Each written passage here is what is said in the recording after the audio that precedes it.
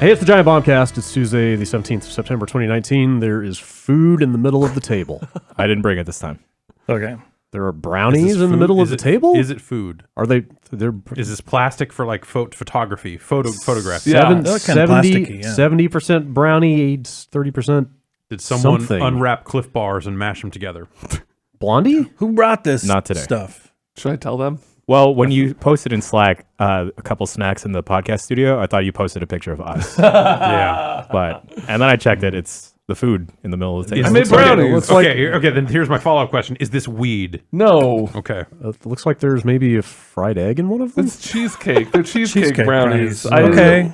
Had a brick of cream cheese in my fridge Yeah. and it was going bad. I hate when that and happens. I don't know. It wasn't. I didn't mean for this to. I just want to bring it up. There's no contention here. I'm It's just. I It's want my first time making them. I've been looking at them. I want to eat one of these. Eat one. How many did you make originally?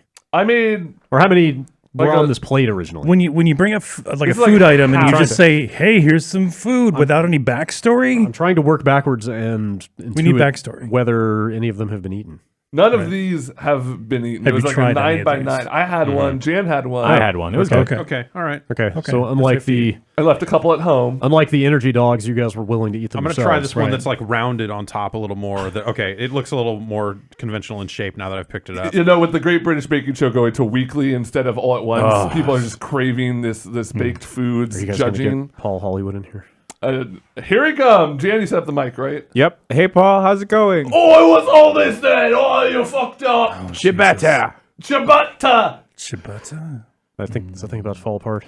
There was a No, it's not that I crumbly. see it. Don't get crumbs on my this week's table. baking show. They had to make oh god, what was it? Floury bimbaps. No, what? Bibimbap? Bibimbap? No. Hold on. I gotta look now because this. It made me. It's a British thing for like hamburger buns, but it was making me laugh. brioche buns. No, it was called like a flop top or Yeah, something. flop Drop top. Like a bip Yeah. bop.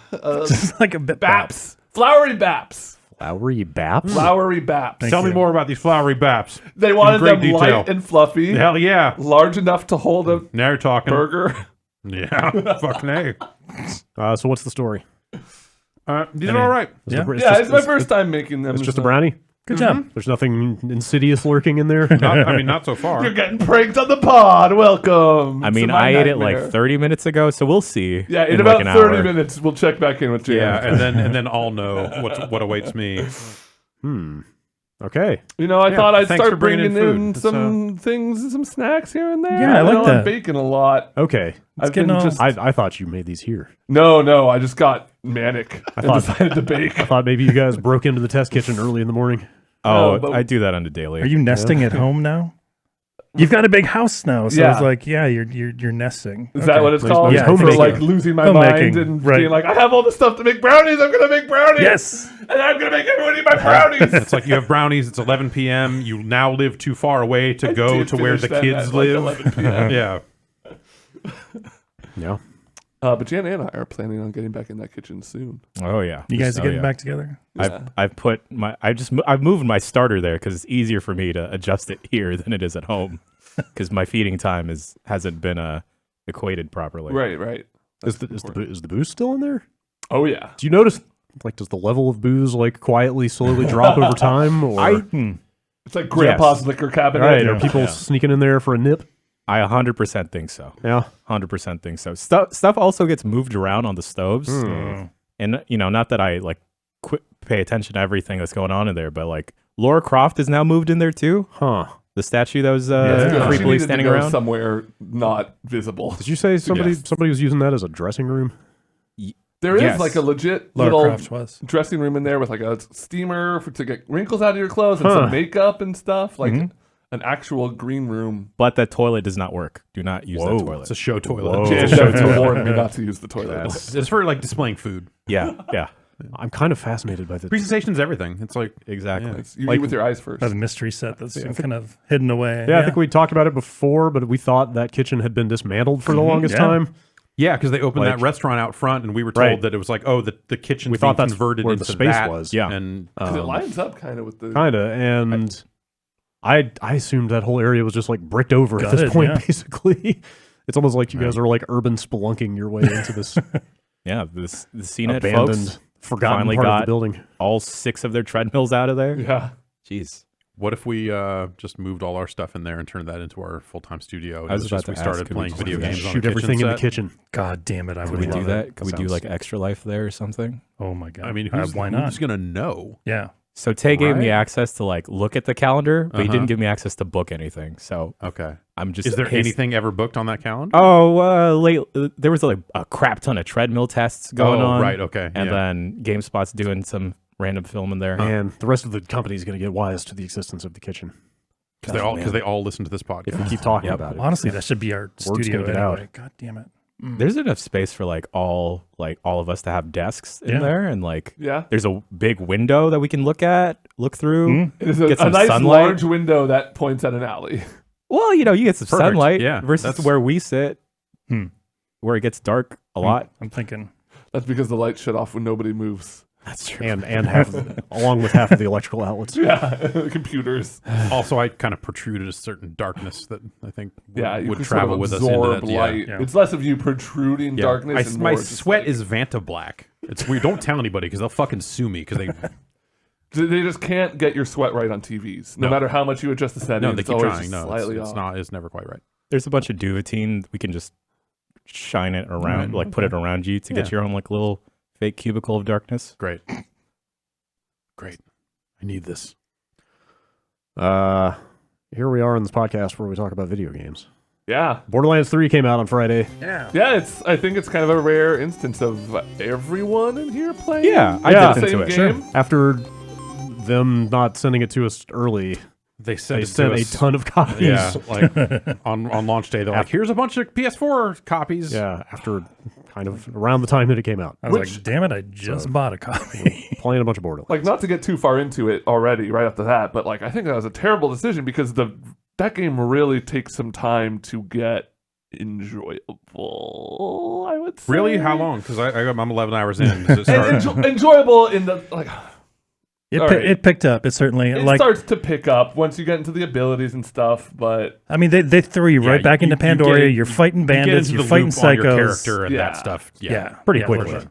But yeah, from the get go, it is very, very much like old Borderlands. I said, went in you're back expecting it. Pandora. You're riding the same car as your. Yeah, I went in expecting that, and I still am kind of shocked at Yeah. how much it's just Well, more Borderlands. I think the Borderlands 3 is fine. yes. But also, it would be think way it's more borderline good, acceptable if this was like 2013. Totally. If Borderlands was an annual franchise and this was the sequel to Borderlands 2, Yeah. you'd be like, fucking A. Yeah. Yeah. Oh, they added like all these little quality of life things. Yeah, you can the cycle map still objectives with the sorta, D-pad now. You know, it's a little bit better, but like, why? I don't know why challenges don't display at all, and I don't know why this sort of sucks and this sort of sucks. Yeah. But hey, at least they added this and they added this, and now I can fast travel anywhere. Like that's smart stuff. Now I don't have to hit a button to pick up ammo.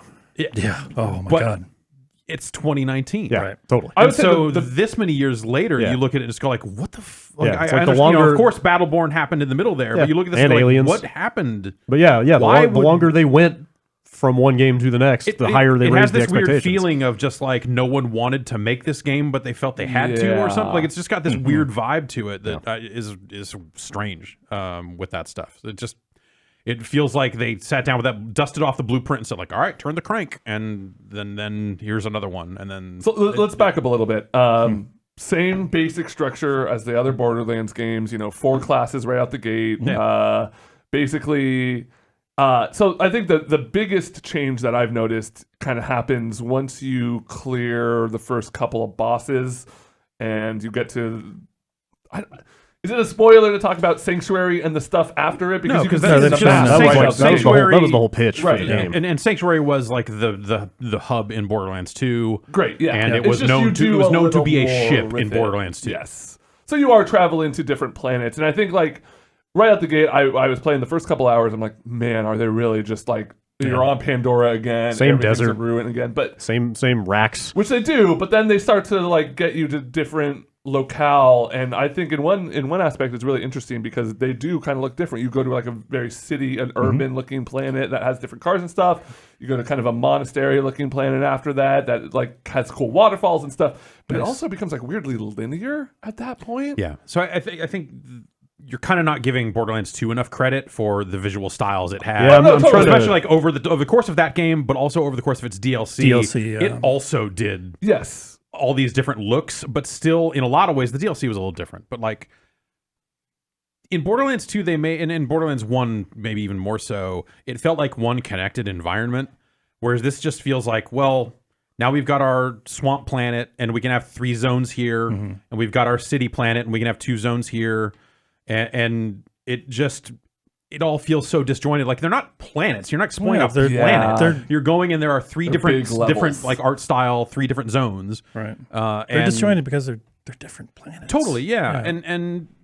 And that's like a cool expansion, but it's not, when you hear like you go to different planets, that sounds bigger than it ends up being. Yeah, it sounds like, well, because like we have the context in our mind of like No Man's Sky and other games. I know the scope isn't going to be as big as something like that, but in 2019, when I hear video game with multiple planets, I'm imagining landing on a planet I don't know anything about, wandering around for a little bit, kind of getting like, okay, this is like a jungle planet and it's got some jungle things, but instead it's like, no, you land and then you walk down for all intents and purposes, a hallway, fight a bunch of enemies. The hallway branches out into other hallways and big areas. It's basically side quests in every one of those hallways. It's basically just a different way to load you into new biomes. Exactly. Yeah. Instead of driving there on the same planet, you fly there. It's almost more like the Phantasy Star Online biome structure of just like, you went to forest, you went to that, I mean, it's like the Star Wars thing, right? You went to every planet, every planet is exactly one kind of environment. Yes. Here's your desert planet. Here's your swamp planet. But I guess like the thing is like, this isn't Pandora as you know it from the previous games. This is like a small section of landmass compared to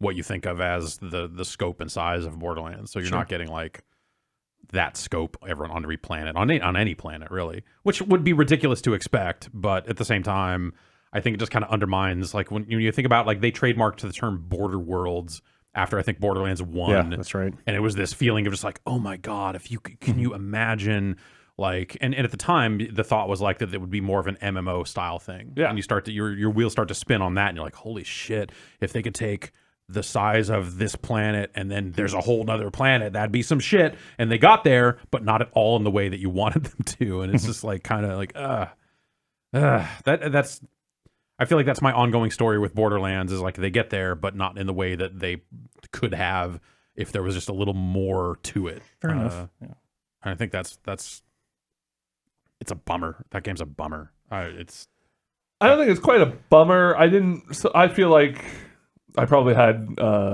higher expectations going in than y'all in the like it's just more Borderlands category. Yeah. I'm like, I'm kind of ready for that. I don't need Borderlands to update too much. Turns out I after playing it, I kind of wish they did go for something big and fail rather than do what they've done here, which just feels like kind of just an iteration of sorts. It reminds playing Borderlands 3 reminds me of like going to your high school reunion, where it's like it depends what you go for. You go and you're like, oh man.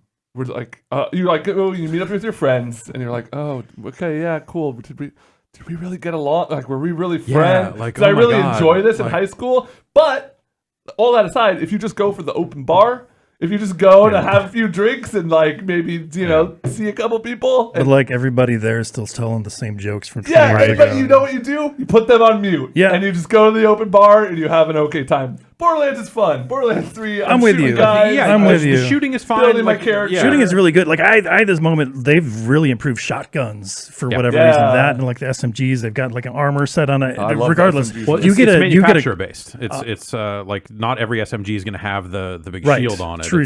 Like all the Hyperions have shields. They've made go on. Go on. Yeah, regardless. Yeah, the gun manufacturer stuff. You get a crit with a shotgun, and it'll actually pop enemies up in the air, or it'll knock them down. Like I had an instance where I like jumped off this ledge, and as I'm going down, I popped this guy twice in the fucking head. He went up in the air. As soon as I landed, I fucking meleeed him as he was coming down, killed him. Great feeling. Yeah. There's a lot of like synergy between guys in the legs. They'll fall down. They'll dive out of the way of grenades. Like, that's a little bit more reactions from the enemies and stuff, which is cool. That shit's a lot of fun. I like some of the changes to some of the weapons. I like the alt fire stuff. I like having like an electric and a corrosive weapon, all in one. I like these new shields where you crouch down and it'll project a shield out in front of you. It gives you cover like wherever. It's it's So the hassle with that, though, is like when I think about Borderlands, I think like every gun could be the gun. Every gun could be crazy.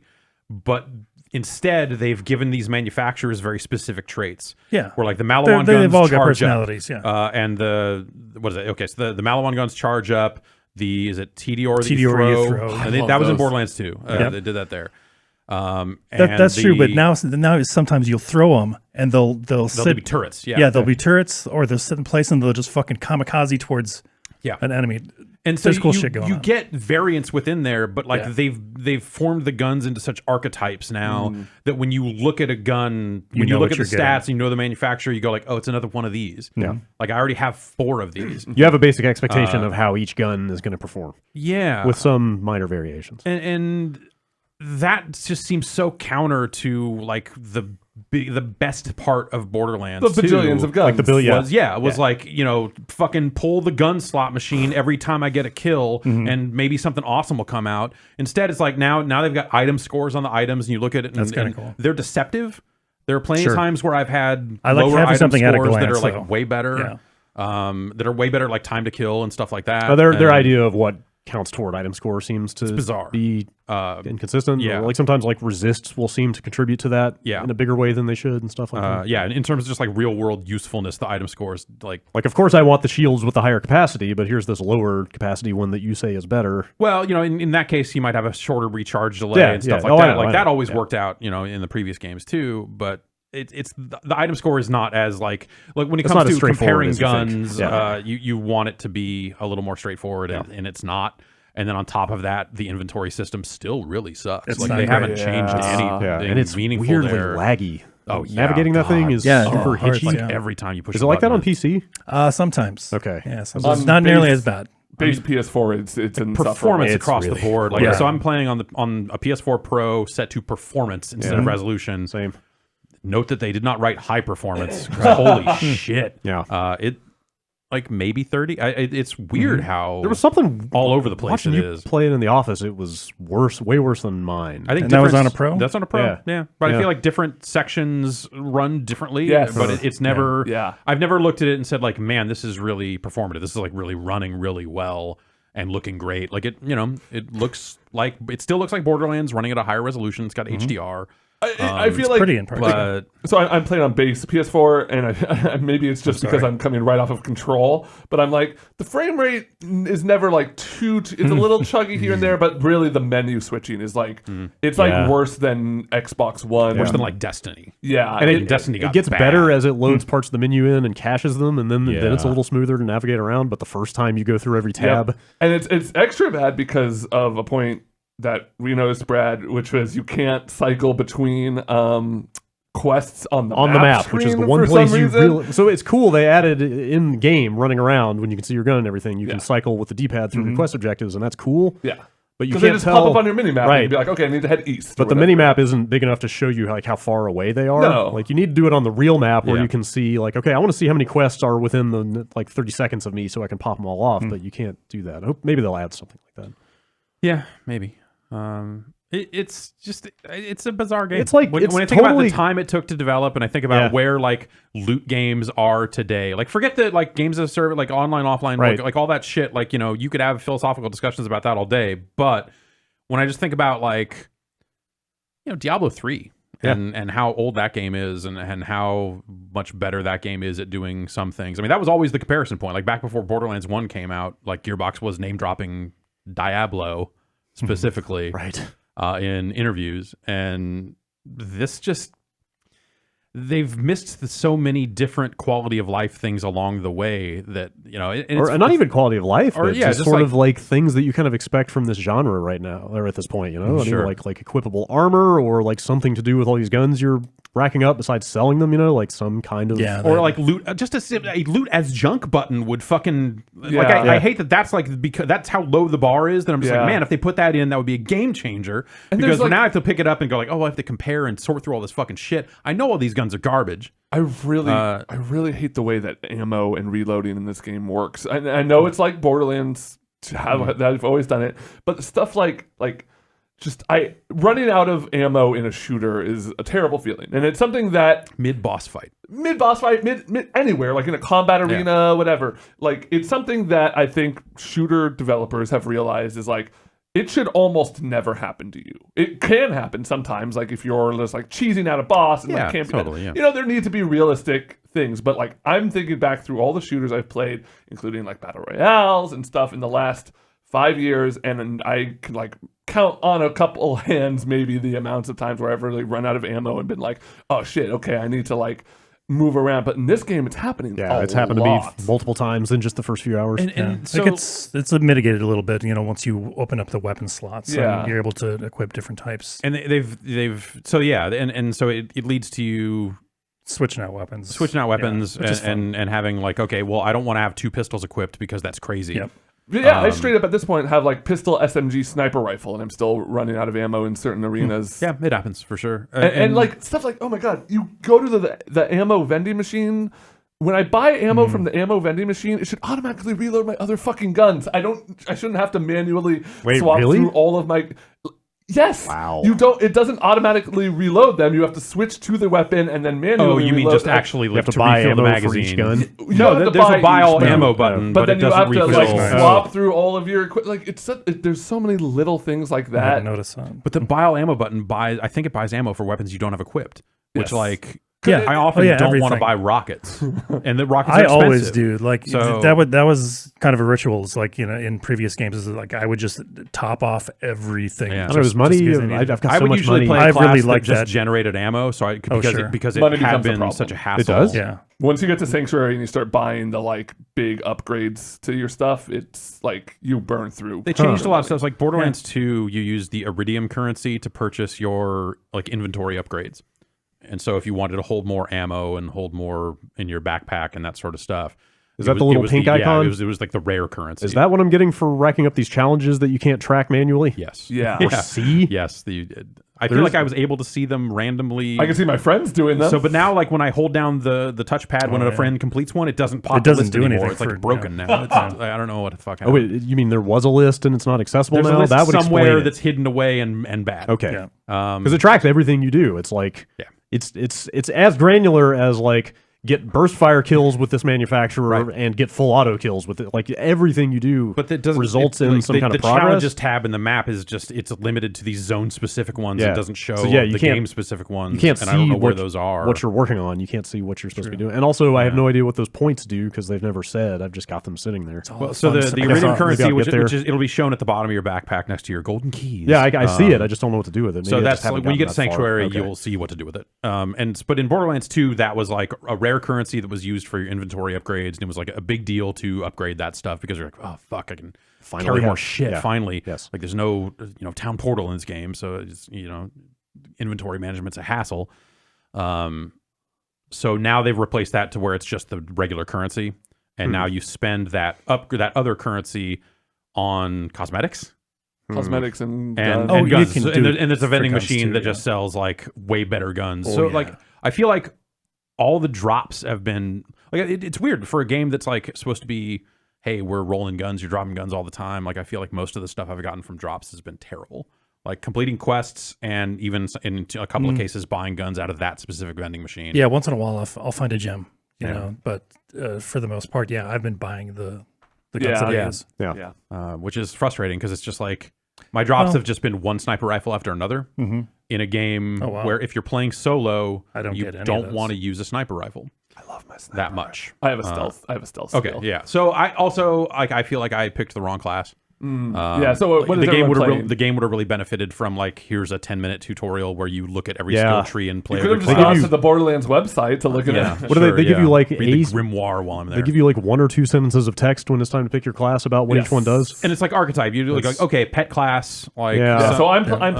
playing the flak the pet class. You're seemed really playing fun. the I played the mech, the gunner. I guess she's called the gunner. Okay. I tried out the Siren just for the hell of it, having a fucking awesome Yeah, I heard the time with Siren's her. cool. Yeah, I'm she's playing and the operative, the Irish dude, Right, with, all cool. with all the gadgets. So we're all playing something different there. I feel like by the time I got into the point where I was like, man, I really hate this character. Like all these abilities on the skill tree sort of suck. that sucks. I was in too deep. I was like, Yeah. but also I don't want to play through any of this unskippable stuff anymore. So I like the mech. I've got a level 10 mech on PC as well, and I love the interchangeability of all the weapons. Like I can have a flamethrower in one and the grenade launcher on the other arm. I went with like railgun and rifle. Still, it's fun hopping into that mech and just like blowing the shit out of like anything in front of you. It's nice having that big pop ability. Right. I It's guess. like, I feel invincible on a when I'm boss in it. fight and that's stuff great. like that. I I think don't that's know. cool. I feel like I'm not doing. It's better than just like fucking throwing up a turret. You know what I mean? Like it's a little more interesting, a little more engaging.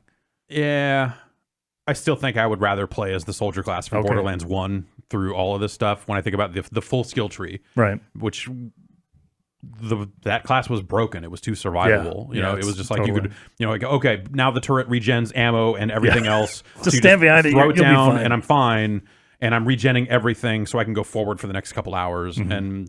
And yeah, like admittedly it was broken, but I feel like in correcting it through Borderlands 2, like I didn't feel strongly about any of the classes in 2 and now 3. Like I did eventually go look at the other skill trees for the other characters. I'm like, these are. I wonder what you'd be into. These look better than the one I'm using, but I figured the gunner would have been the one that you really liked. it's terrible. It's just terrible. Flag's really cool, but between like the different the like 3 different, so there's each character class kind of has like an active ability, a passive slot, and then like other passives you can just learn through the skill tree. It seems like all the characters' active abilities are very different, like from each of the 3 skill trees. You equip one of there's like blue, red, and green kind of.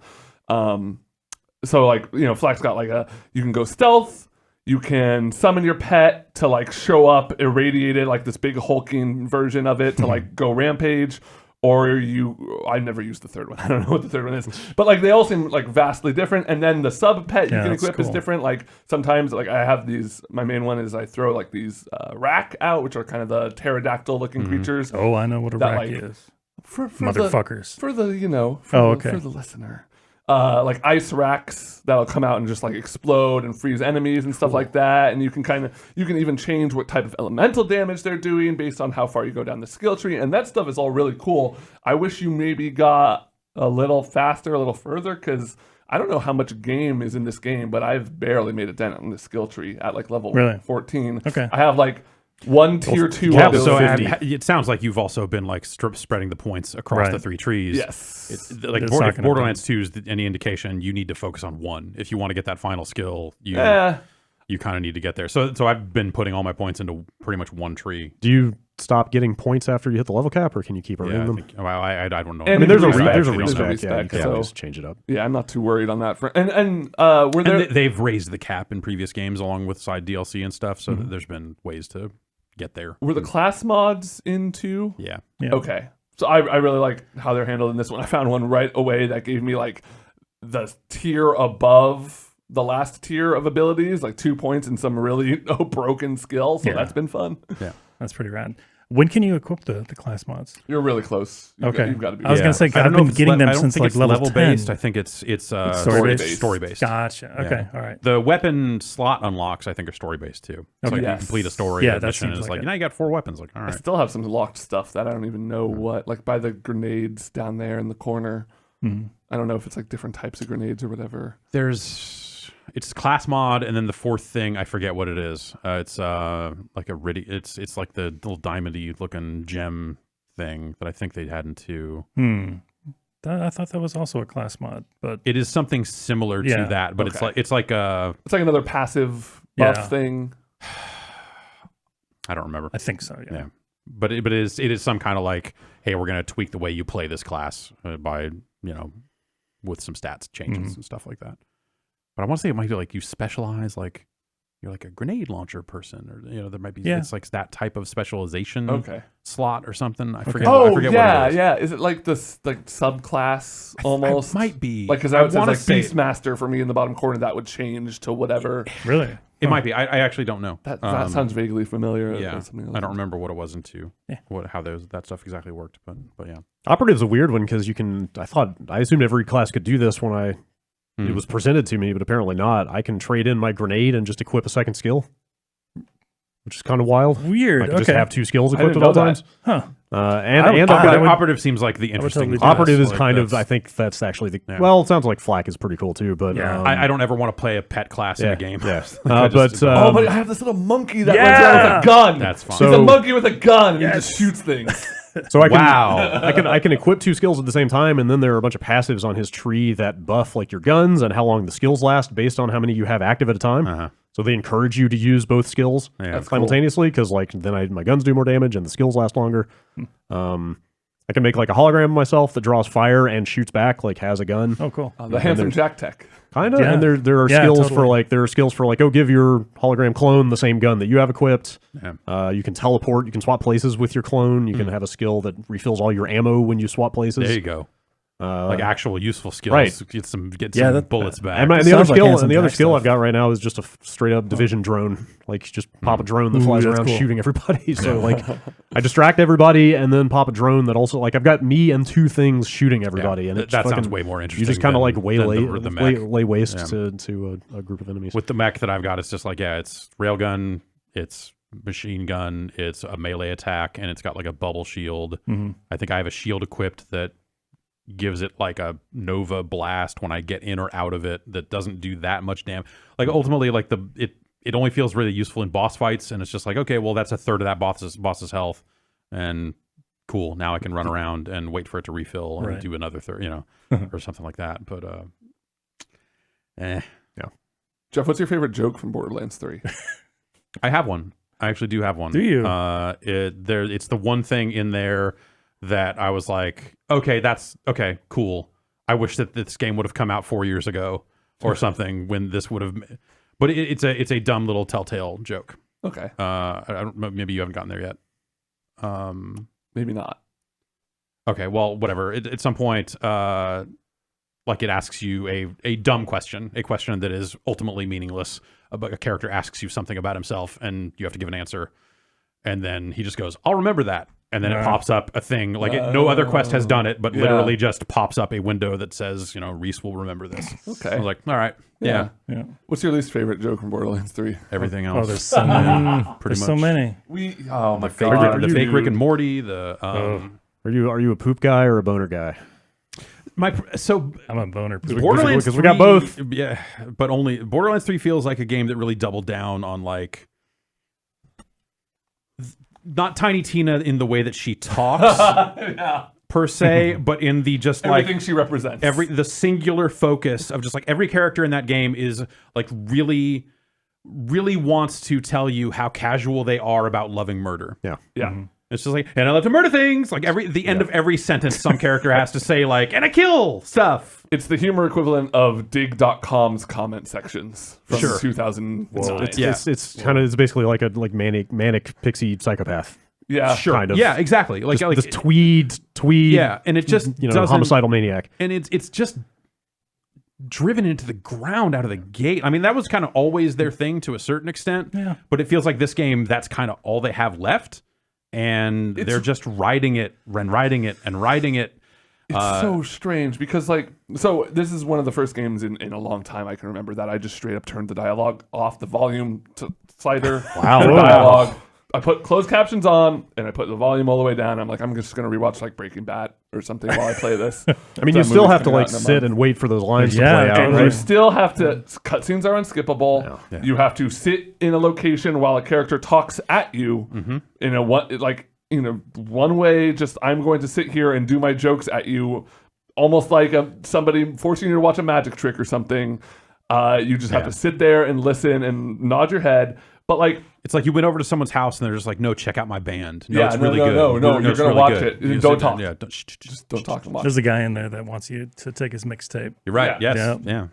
But like, with all that being said, like I kind of like the main story to a degree. I think the setup of like these basically influencers have found a way to get everyone brainwashed, basically. Like they're brainwashing people through Twitch, and like I think that's like we were talking about it when we were playing the first day. There's something kind of like dark, but also like timely. I It's like weird because they feel like they don't do enough with it. They don't. It falls short. And so I'm back at the point where those characters have come back into the story. Yeah, they drop out for but a like while. they drop out for like 10 hours of the game, and then they're back, and you're like, oh, all right, I've been fighting this other person that seemed like a bad final boss, kind of, bad corporate guy, and I guess now that fight's done, we're getting back to this thing. Oh, right, this thing. Oh, interesting. And I think it's that.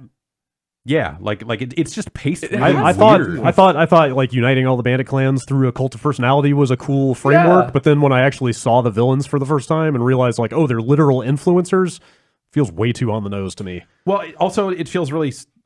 There's something really cynical about it. Like it feels like the people writing those characters really fucking hate influencers, which hey, I can get it. That's fair. But like in a I think it's less way, of them hating influencers and more hating the fans. how right. fanatic Yes. people can get about the influencers, which I think is again a valid conversation to have, especially when you think about like weeks. you think about the way like people love Borderlands is actually really strange. But then there's also stuff like I really like Flack's dialogue. Flack is like the coolest character in my game. They're this like kind of. They speak in a way that's very much like knowing and above everything, and in a way that contrasts really well with the like memey kind of like, and it's not like smugness, it's more of like, I've traveled to 1 million planets and this is just another thing on my adventures, and I'm this like kind of wise thing. I like that there's a lot of really interesting, strong female characters. Like, they set up not Lilith, no, what's her name from the older games? She's like the person who Siren? That is Lilith is the. It's like Lilith has a really interesting role, and she's kind of put up against this main female antagonist, and I think that there's like, it's weird. I feel like there's like 1 or 2 writers there who are really trying to like do something current and interesting with it. Like the overall story beats. Yes, there's something to it. It's the dialogue that really drags. Where somebody the whole thing took a down. pass on it, and we're like, what if you made a dubstep reference here instead? Right. Yeah. Well, it's like I said when I hit the cult leader. I don't need like and subscribe jokes undermine what you should be trying to do with a cult leader here. Like I don't like that's just played. Or well, that's the thing. Like the like and subscribe joke is it is 2 years too late to do that in a game, and too obvious. Like if and you're gonna like, do it, then you do it literally with get to a some point where creativity. like, and the joke is someone's like being like, oh, all dubstep songs sound the same is the dubstep joke, and you're just like, that's like the coldest take you could have on a thing. Like, what are we even fucking doing? Right. That stuff's just bizarre. So like my character, like again, like I fucking picked the wrong character across the board. Gunner's dialogue is awful. Like she just doesn't give a fuck. Yeah. So like there's all these icons or these little things around the world that are written in some alien language that you can't read. And at some point you'll probably learn the language and be able to read them, I assume. Might be giving it too much credit. But every time you go up to one and hit the button, like no one in the game has cared about these things. There's one-off thing where a siren looks and goes like, oh, the aliens have been here, blah, blah, blah. But when you go up and hit the button on it, she just goes, blah, blah, blah, alien garbage, who cares, whatever. And then like, okay, like you can't even be bothered to make the character give a shit about anything in the universe. Why should I? Right. Like they don't give players a reason to care about any of the dialogue. Like there's a great reason that you turned it the fuck down. Like so much of it is so fucking bad, but like in a totally different way than Borderlands 2 was. Yeah. Like it's not like, Borderlands 2 like went down that meme hole in some weird ways. This stuff is way more around the edges. When they do insert that stuff, it's like in a gun description or a gun ability or something like that, where you're just like, okay, It's that, but then there's you also split like your internet up in there, I guess. a million poop jokes. Yeah, Like butts, poops, farts, boners. Like it makes Drawn to Death look funny. right. Let's not say things we can't take back. But it is along the same lines of a Drawn to Death. you're right. This is like a notch above Drawn to Death in that. I've been watching a little Beavis and Butthead lately. Like that has more to say than this ever could. Like I kept trying to think of a way to like wrap it up in a like a succinct way, in a way that will work both for people who like the game and people who don't. And so far, all I've got is Borderlands is the Family Guy of video games. Yeah. Okay. All right, sure. And but like Family Guy, at least when it drops a reference, then goes like way too long to fucking drill the Very reference true, down. Whereas this is just like throwing shit out there and moving on in a way that's like, okay, like you just said a thing that's not a joke. That doesn't count as a joke. The guys who guard the shotgun, the Rick and Morty shotguns, names are like Brick and Brody. Yeah, I mean, And that's the whole. That's the whole. That's it. That's joke. the bit. That's the whole bit. Oh, I get it. You know, and whatever. It's a reference. It doesn't have to be a joke. We're past post joke. Does the quest design ever evolve Not really. over the course of the game? I'm still on the first planet. Hand a guy, put something in this green glowing slot. The number of times they go back to that of like the quest, like the quest handler person literally holding their arm out with a glowing empty object in it. Like I think they did that in 2, but like it felt sparing in that. Where this is just every single thing is a fetch quest for someone, so you always get back to Tannis, and she's just like, "Give me the thing." I mean, to be fair, the objectives and mechanics in quest design in this genre, like across the board, are pretty bland. Right. And unimaginative. It's just that there's nothing around the edges of this to prop me up when, you know what I mean? Like at least and at they least could have in Destiny, I enjoy the things. setting. Like in the Division, like the combat is kind of dynamic and interesting. Like none of that is here to help out with kill quests and like And it still collection feels quests. like loosely cobbled together on the so like you'll have quests where it's like you need to go here and do a thing, but in the zone I'm in right now, the kind of swamp area, like it is easy to fall off track and then have to go way around to get back to where you're going. So they put the diamond in random spots on the path. Instead of just highlighting the area where you're going and saying, get there, they go drive here, then drive here, then drive here, then drive here. Like, put a fucking arrow, like, let me map a waypoint and then put a thing on the ground. Like video games do. I'm glad you said waypoint because it's unbearable that you have one custom. There's another quality of life thing. You can plop one custom waypoint on a mini map, and that's it. Like modern shooters, you should be able to like have multiple. Like Breath of the Wild, kind of. I feel like changed the game on like what you should be able to do with like marking up a minimap, because there's so many instances of like, okay, I have 3 active quests and they're all in this general area. I want to be able to mark out like while I'm here, I need to remember to get this. Yeah, thing. you could annotate like a dozen or 24 distinctive different things in that game. I'm getting around that by just fast traveling as often as possible. And it's just like you finish a thing, then you're like, okay, what's the fast travel point that gets me closest to the next thing, so bad on and the next thing, and the next PS4. thing, and yeah, they're not great. And I so, like the was it like this in 2 where you could hijack cars and then bring them back to your garage and then use them? I don't think No. they, I don't think I they think did that's that. kind of Wait, cool. are they different? Fun. Yes. Yeah. So once you start getting into other worlds, you start seeing more radically different cars, like the cool like circle ones Yeah, in the city. big wheel. Was that how you get different parts? Yeah, Yeah. Okay. Well, that one in particular is a story beat. yeah. They they're, give you- yeah, that first one, the wheel is, is like a Yeah. story that No. shows you the system. I think. No, the one that's just a wheel with 2 guns sticking out. You Yeah. get on the first one you get is just a normal car with like a gun on Yeah, top. I know, but the mono wheel When thing, they introduce you to the parts mechanics, Just like did it. deliberately, I feel like is I just hijacked one and brought it back without it being a oh quest really? thing. Yeah. Okay. All right. So it just got rid of that quest beat, I guess, for you. Weird. So- um No, cool. Actually, Yes. yeah. I don't good. think it's a terrible game by any stretch. Like no, it's for the most part it's competently made. It's like pretty fun to play. it just like feels it's just crazy old. like I can't remember who it was that described the problem with this game as just being a lack of ambition. Like it just feels like they did that again. Yeah. And ignored like all the ground that's been covered and all the progress that's been made in this genre, which is like, I don't know what the numbers are, but it's up there with the most popular genres on the planet at this point. Like, Right, the- in part because of the success right, of right. Borderlands. I mean, this game, you know? I mean, probably Hellgate London deserves the actual credit. Sure. But like this game is the game that really made it like break wide, right? Like this game was like Borderlands 1 was huge. absolutely. And So so many- a great game. Like the Yeah. only faults with Borderlands 1 are like the boss fights were broken. there weren't that many of them, and they were just bad. Yeah, Like, it was that just last like, boss I was can terrible. stand here and hold down the fire button and win Right. the final confrontation, the rack hive, all that other Yeah, stuff. It's but just like- those were bad boss fights. Think about like the caliber of developers that have now also taken a stab at this specific genre, the first-person shooter with loot. Right.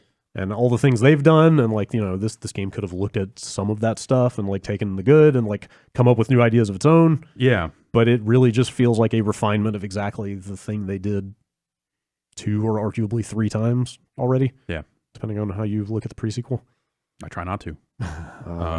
I just like I don't mind playing it. It's kind of mildly entertaining. It's just yeah. It's just, I think- just wish they had done so much more. Yeah, I think my issue is that it's a little too monotonous, even for a genre that is like that's the thing. You're going to grind out these guns, and you're going to grind out your levels and that sort of stuff. Like you're there for that grind, and I think other games have just done that better now. And I think that the the fringe around Borderlands 3 has only gotten, or around the franchise has only gotten worse. The story, the writing, like the stuff that would make it stand out from other games of its type, it's just not there. Yeah. It's not to say it's not fun. Like, get 4 people together and fucking ignore all the shit and just go. Yeah, in there and I was shoot the thinking. shit out of stuff. I almost jumped in. You have they've done a better job. I haven't tried it a lot, but they've apparently done a better job at like getting players of different levels to play together. They've got the 2 modes now. Yeah, the kind of co-op the and friendly mode, like it instances everybody's loot, so you can't steal from each other, and any traditional- mix of levels can get together, and they Yeah. just balance all the enemies for everybody. and they were worse at doing that before. So they've gotten better at that, and that's cool. So I almost jumped into a game with a couple friends on Friday night, and then like I stopped, and I was like, I'm still going to be doing exactly this same kind of repetitive loop, just with people I can talk to. Like, is that actually worth it?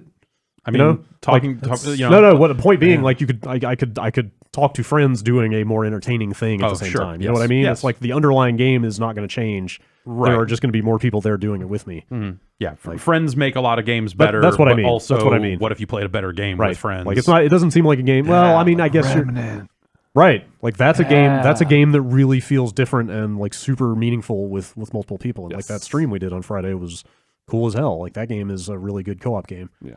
I get whatever. You'll get the mix of classes in Borderlands. Like there would be some synergy having multiple players there, but that multiple, like there's no real exploration in this game that I've seen. Like Remnant's got that going for it, just as a counterexample. Oh yeah, that's a like good point. This is really just sort of push forward and hope for better guns. There's and really that's no about way it. there's no reason to explore the environment really after a Yeah, certain They point. highlight quests. If there's a side quest or there's quest side- giver somewhere, they let you know where it is, so you can go right there. But and I get get what you mean, because I was going off to the side just trying to fill out little nooks just like, and crannies. Just, I that- want to take this in and like and there's look and see no- if there's hidden. there's no little story. There's no like.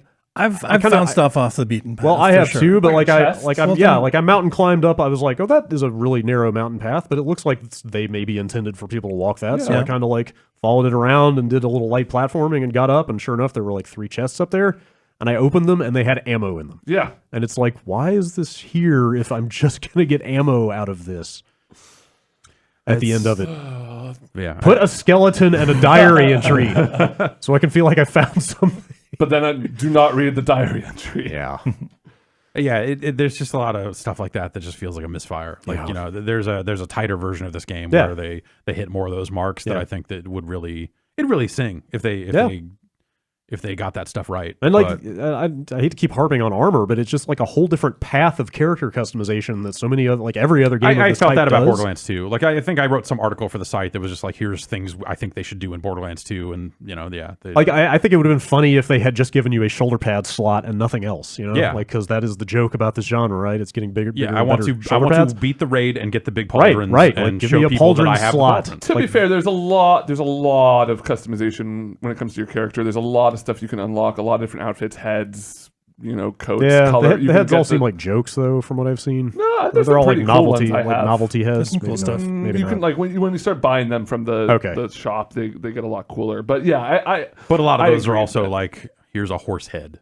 well, I mean, some of them are. Some of them are. It's a jokes, good- but then I have some like It's a cool mix. ass like cyber heads because I'm a robot. The lady's got a Russian hat. I bought that. They put You could buy color schemes too. they put a fucking Randy Pitchford USB joke in the game. It's true. You're not allowed to fucking do that. Uh, Unless as an you're also aside- making a hang joke on. about how he's allegedly stealing let me millions let of me dollars let from his me employees. let me present a different scenario here. Yeah, What if that joke was a subversive act it wasn't. by a disgruntled employee?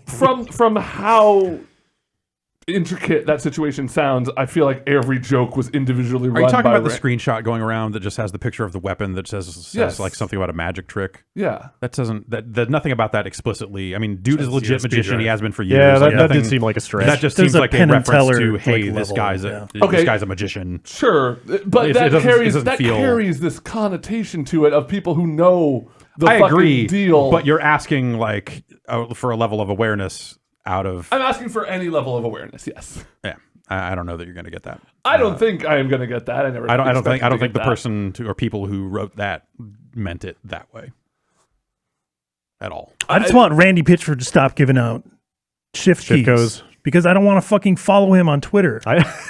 This very much brought back memories from when did Borderlands 2 come out? 2012. God.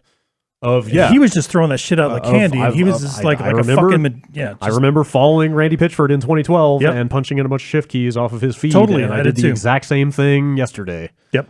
Or Sunday, and for the one shift code that he's put out. And it was stuff like key stuff is like frustrating in a weird way because it's one more way for you to get good shit in a game that doesn't drop enough good shit. Also, now there is a second layer of like loyalty program to this game because you can now also sign up as a Borderlands VIP and earn even better stuff. The Twitch integration stuff seems kind of cool. That seems interesting and like super elaborate, but also a little frightening. Oh, because you got to like give a lot of permissions too. When you tie your Twitch account to your Shift account, it asks for what seems like the whole kit and caboodle of authorizations. Just here's my account. Scary. But yeah, there's some weird meta layer on people that are running. What is it called in Twitch terms? An extension. Yeah. People that are running the Borderlands extension, like you make a character on their channel and you can equip guns on it. There've been other silly little Twitch extensions that have been like meta RPG type stuff. I was kind of surprised. I wonder if it's kind of built on those types of ideas. But I hear that thing is interesting by Twitch extension standards. Yeah. It looked like it. Yeah. That's I think that stuff kind of undermines. Like it's a loot game, but I feel like all the loot that has dropped in my time with the game has been shitty. I think it's only been quest rewards and opening that chest with a golden key once. And spending iridium at the vending machine. Those are the only like truly good items I've gotten. And even those. Yeah. I've found random like sub bosses that have good drops and stuff. Like stuff is out there. Yeah, I mean, totally is. I'm sure some of that is just like, hey, a bunch of bad drops and you know, that's how these games work. But it's definitely been like, it paints a really rough picture of just like, hey, follow me on Twitter and I'll give you fucking the good guns. And you're like, fuck that. Like, what? Is it uncommon to see a purple gun in the vending machine? No. Or is it pretty? That's pretty. Like I bought literally the first vending machine you get to. I bought a purple gun out of it at the beginning of the game that I just replaced at level 9. Like I didn't find anything better for that long. Yep. Yeah. There's a much better game here, I think that's than what's they got frustrating to. about it. And I felt a lot of this. I felt this same frustration with Borderlands 2 in a lot of ways, and this is just like exponential from that. Yeah. But this is also the point where I'm just like, well, I guess they're just not going to get there. Like this is clearly the game they want to be making, and it's not the game it could be so much more. Yeah. And not even necessarily make it some big online thing. I think that's a whole different opportunity. Or whatever. Like people, but just I think if they just buttoned up what they had and kept it as a 4-player, online offline game, right. There's still such a better game there than they got. Like people really seem to misunderstand us when this game got announced, and we were saying like, hey, there are all these other games you could be learning from. Like we weren't saying this game should be Destiny or The Division. It's just that there are a lot of ideas out there. I think that it can still be its own thing. Could have gone in that direction, but it can still be this like 4-player kind of co-op only, like not persistent Destiny's online a 3-player thing. game at the end of the day. Yeah, but you know what I mean though. Yeah. Like it doesn't have to be a game with daily quests and bounties and like live service shit to still take some of the good new ideas from those other games. But instead, like their equivalent of a live service is codes on Twitter and shit like that, where they're just like, hey, they've still created something for you to lust after and like, shoot for. You just don't do it in the game on the daily, but they didn't put it in the game. Yes, it doesn't need to be a big service game, but also like selling it as like a season pass. Here's 4 chunks of DLC, all this other stuff only just adds to the part where like that game just feels old. I don't know. Like I'll probably keep plugging away at it, but I think my time of thinking like, man, one of these days Borderlands is going to live up to that potential that it showed in Borderlands 1. Like, no, it's not. This is what it is. It's going to be this, and that's that. I don't know. From my perspective, I really enjoy the quality of life. I couldn't see myself going back to a previous Borderlands, like, picking up ammo, mantling, stuff like that. Mantling actually is a big deal. It really is. It's cool. Because it lets them add platforming puzzles and other stuff to the game that changes things up a bit. Yeah. Regardless, I've really enjoyed the quality of life stuff. The jokes are what they are, and I'm not, I'm really not blessed by them, but it hasn't been egregious enough to make me turn off the audio as of yet. We'll see if I get there. I don't think that all the jokes are so egregious that I turn off the audio. I just think it's boring and uninteresting and they're not saying anything important ever. It would be more infuriating to me to watch the subtitles go by as opposed to having just. That's why you watch Breaking Bad. Breaking Bad I can't do that. Now you're talking. On I the can't do side that. on your laptop. Yeah, I get you. I can't do Walt that. Jr. is up to some shit right Oh, now. It's really? crazy, Do we yeah. have Oh my god. a new shift code? Oh my god. Is it from Randy? Breaking news. I believe. Well, this is retweeted from a couple hours Okay. ago. I've hooked up with Paul for a time-limited shift code for a golden key to give out during the show. Paul Let's who? see if he does. To give out during the show. I don't know who. I'm sure they're listening right now. Creative director Yeah, Paul Paul's Sage. yeah. Okay. Oh. They are doing a stream later. This is Randy saying that he gave them a golden key code that they may put out He there. graced them Uh-oh. with a golden key code. Thank you, Randy. Anyways. Do you think that he just has like a computer in his Yeah. office Yes, separate he's from got a everything else? spreadsheet, Like there's an yeah. air gap. It's not online. It generates the They shift just gave him keys. the key generator. And it's Does gold it play plated. keygen music? It's gold plated. So you're enjoying it. Yeah, I am actually for the most part. Not nearly as much as I could. You guys, hit it. It could be a much better Yeah, game. it's and- not and a they- bad game. It would service them to take a look at some of the more modern examples for sure. Yeah, I think that's the I'm there. and that's stuff that gets exacerbated by just like how long it's been since Yeah, Gearbox put absolutely. out a Borderlands Yeah. game. You just look at it and just go like, What? this is Like what you've been. What have you been doing? Yeah, with like all it's your time? totally accurate. If this game had come out a year or two after 2, Yeah. people would be like, "Shit, this is Yeah, better you'd be like Borderlands." fucking awesome. Cool. Yeah. But it's I just think been it's so long. I think it's really good looking. Especially some of the HDR stuff in 4K. Performance stuff sucks. Yeah. Just kind of across the board. Like even with the PC, I've gotten deleted characters. I heard there were PC issues with Lost Progress. Yeah, That's- lost progress. oof. I had a fucking character that lost all their guns all of a sudden, Wow. and I had one gun in my inventory. Did they come back? No, they never came back. So I just went back to town and bought some new ones. But still, it's like, what the fuck is going watched- on here? It's maybe like So that's just on the PC side. On the Digital PS4, Foundry put out their performance breakdown on the consoles, and like none of the consoles run well. Like, Yeah. even the X is less than optimal. That's Like, it's a just bummer. kind That's of rough. it's just kind of Yeah. a rough launch. Yeah, they'll and that's They'll enough work for on me it. to just go. They'll probably What the work on it. fuck, Yeah. you guys? Yeah. Like, because it's like it's an okay looking game. Yeah. It doesn't look that different. I really from like the art previous- style of Yeah, it's not that different. It's No, it's that's their niche, and I like keep the remasters that came out ran fine, didn't they? Yeah, So as far as I remember, I didn't play too much of them, but Borderlands. yeah.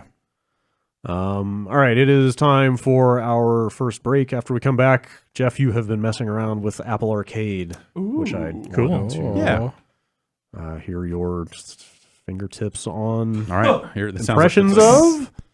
Okay, all right. Well, we'll get man. it. We'll get it. Oh, man. Ow! Ow! Ow! Well, there's a little preview for you. Hand check. We'll talk about that right after this. Okay, as promised, it sounds like what is it? Apple Arcade, the proper launch, or is some kind of pre? The proper Launch launch is is beta, or- is in a couple of days. Thursday, right? yeah. It's Yeah, like Thursday. Thursday. So is it just people that were in the iOS 13? Yeah, so Beta they got had in? I don't know what caused it to if it's everyone that's in the iOS 13 beta, which in that case you could go get it right now, or if it's just people who like hit the notify me. Like for the Apple Card, it was like select people that hit the hey, tell me when this is out. Those were the people. A handful of those people were the first to get access to it. I So I assume don't know this if they did a was- limited rollout that way Yeah, or how it was. I assume this was intentional because it seems like yeah, Apple yeah. doesn't do anything unintentionally. They leak everything all over the place. But so yeah, yesterday Apple Arcade launched in that beta, and so you can sign up for the month-long trial, and like games are still being added to it. Like when I woke up this morning, there were 2 games there that weren't there yesterday, and then since we've come in here, 1 more has been published. So it seems like it's everyone getting ready for launch. But it's a lot of games, and How do you get to everything? Is it just in the so in standard store? in the App Store, they have a separate button that just says Arcade. Okay. And that's where it'll say like, hey, sign up and for your trial now and list all the games. And when you're in anything in that arcade tab, you just download and play, right? Exactly. Okay. Yeah. And then it shows up as an app, just like any other app. The one difference is when you launch the app, they all have an Apple Arcade logo at the front. That's the only like unifying thing. There's no like You know, you don't have to launch them from the app. There's no Apple Arcade app that you launch the games from or whatever. It's just all it all just installs like a regular ass app. Okay. And yeah, so I don't know. I went and found a separate PS4 controller than the one I'm using on my PS4, and Bluetooth tethered it to this thing and started playing like Exit the Gungeon and So some what of the thing other exactly? stuff. What are you using? Like an Apple TV or No, I'm using my phone. your phone? Yeah, Okay. yeah. Shit. And Prop your phone up on the desk or something. yeah, and playing all those games with so all these games will eventually. So it's not active on iPad yet, even though my iPad is in the beta. So I think it might only be iPhones. Oh, I now. think that's what they said, that it launches first on iPhone. Yes, but also The other devices are later. the other devices are launching with iOS 13.1, which I'm already running on both. That's what their beta is right now, is 13.1. So I thought maybe it would activate on iPad as well. I don't know about Apple TV. I don't have an Apple TV. If it's there yet or not. It's not on the Mac either. I'm running the Catalina beta there, and it still says notify me on that. But all these games are eventually supposed to come everywhere. So with that in mind, they all have to have controller support and in some cases keyboard support, as well as touchscreen support. So they've got tutorials that seem to be built around whatever controller you're using at a given time and that sort of stuff. And that's interesting. Yeah. Because it seems like it would be a lot of work. It can be a lot of work to come up with like one good control scheme for a game. Yeah. To have to come up with two, a minimum of two, and then map that second one around to maybe a keyboard on a Mac, or maybe like that sort of stuff. Or in some cases, like games support the Apple TV controller, which might, or the remote, which might be terrible. Yeah. I don't know. I don't have an I've Apple never heard a nice word said about that remote. Yeah. So what have you played? I have played Frogger in Toy Town. Nice. What is Okay. that? It's a new Frogger game from Konami, the makers of Frogger And Q Games? and Q Games. Developed it, which is wild. And is it just Frogger? I mean, is it at its core? Is it Frogger? Is it like that Yes, third but person using one? Toy Town. It's a Is it a Crossy Road like? No, it is level based. So the level I played, it is like there are 6 tiny frogs to rescue as you go. It will auto scroll, so you have to kind of keep ahead of that, not get hit by trucks. But also it's weird because the whole game doesn't conform to a grid the way Frogger does. Oh. So like you'll hop up and not be lined up for something quite right, and you have to line up. It's weird. Don't like that. I don't know that it's very. I don't. Think, Frogger requires Precise accuracy, grid. Yeah. precision. I don't think Frogger in Toy Town is very good from my brief stretch of time with it. Okay. I played some Exit the Gungeon, Okay. which That's I think might be better with a touchscreen than with a controller. Okay, I'll put it this way: it's a lot fucking harder with a controller because there are assists in place when you're using a touchscreen. Interesting. So I played that first and was like, oh, okay, yeah. So it's a side scroller. It's a side scroller with some of the Enter the Gungeon style of mechanics. If you're playing on a touchscreen, it automatically aims and fires when you're close enough to an enemy. Oh.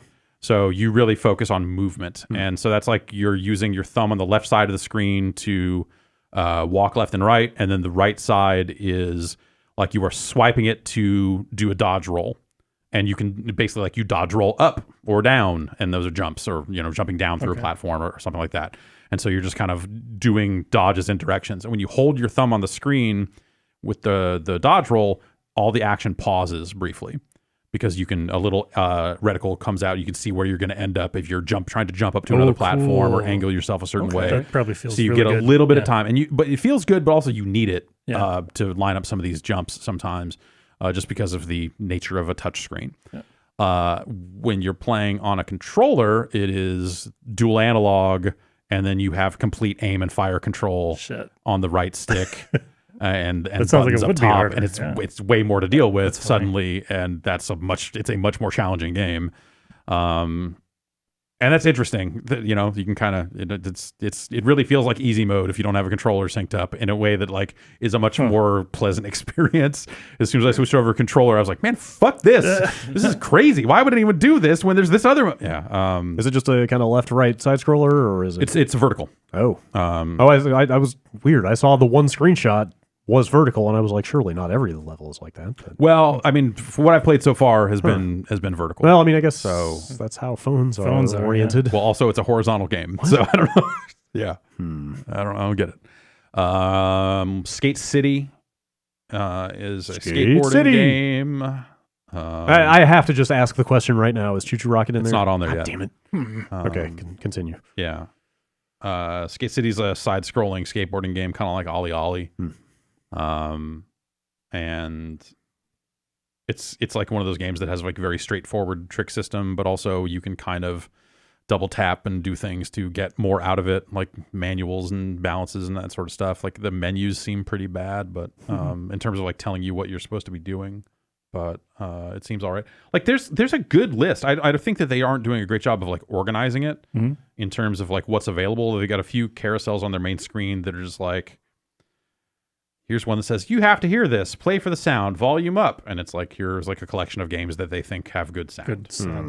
Or whatever. And what else? New arrivals, adventure games, start your adventure. Where will you go next? And there's a game called The Pinball Wizard that is like there's a game called the Pinball Wizard that is kind of a pinball game, except the ball is a little like wizard, and you're hitting the wizard around into enemies. It's not like Wizorb where you no, damn it. No, not like Wizorb. It was like a Wizorb.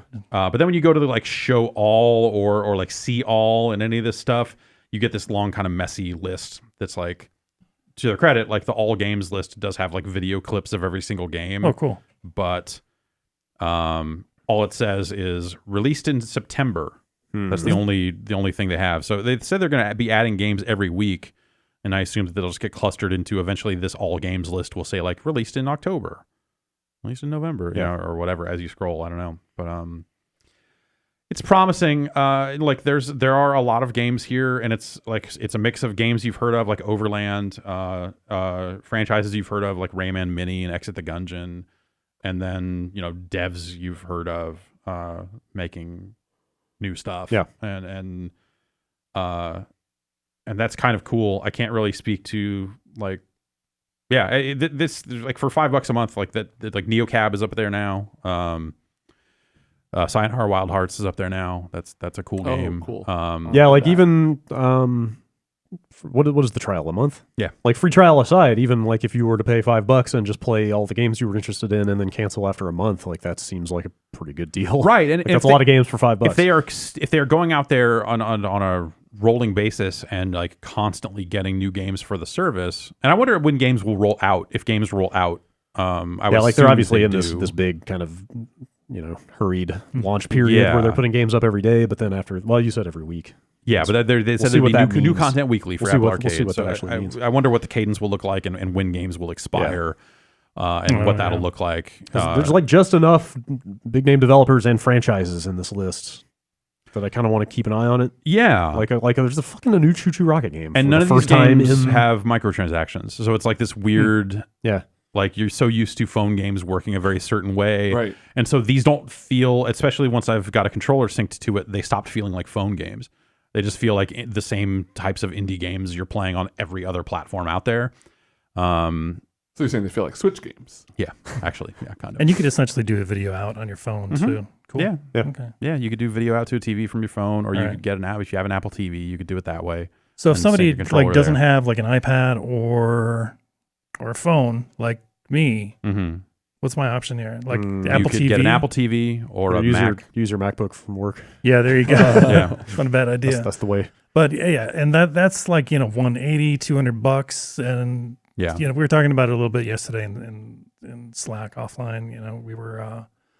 Is this powerful enough? Like, is an Apple TV powerful enough to current like run Apple these TV games? is like an 810. It's an A10X, which is what's in the second gen iPad Pro. I think the newest, the 11-inch iPad Pro, is faster. Yeah, but I've got one of the iPad Pros that has an A10X in it, and it is plenty fine for games. So that cost I was playing Sky on that iPad, and it's perfectly fine. Is looking to be $200. Yeah, like that for like I mean, even for only $200 seems steep for this service so far to me. Like this service only makes sense for people who already bought into the Apple ecosystem. To me, I don't know if.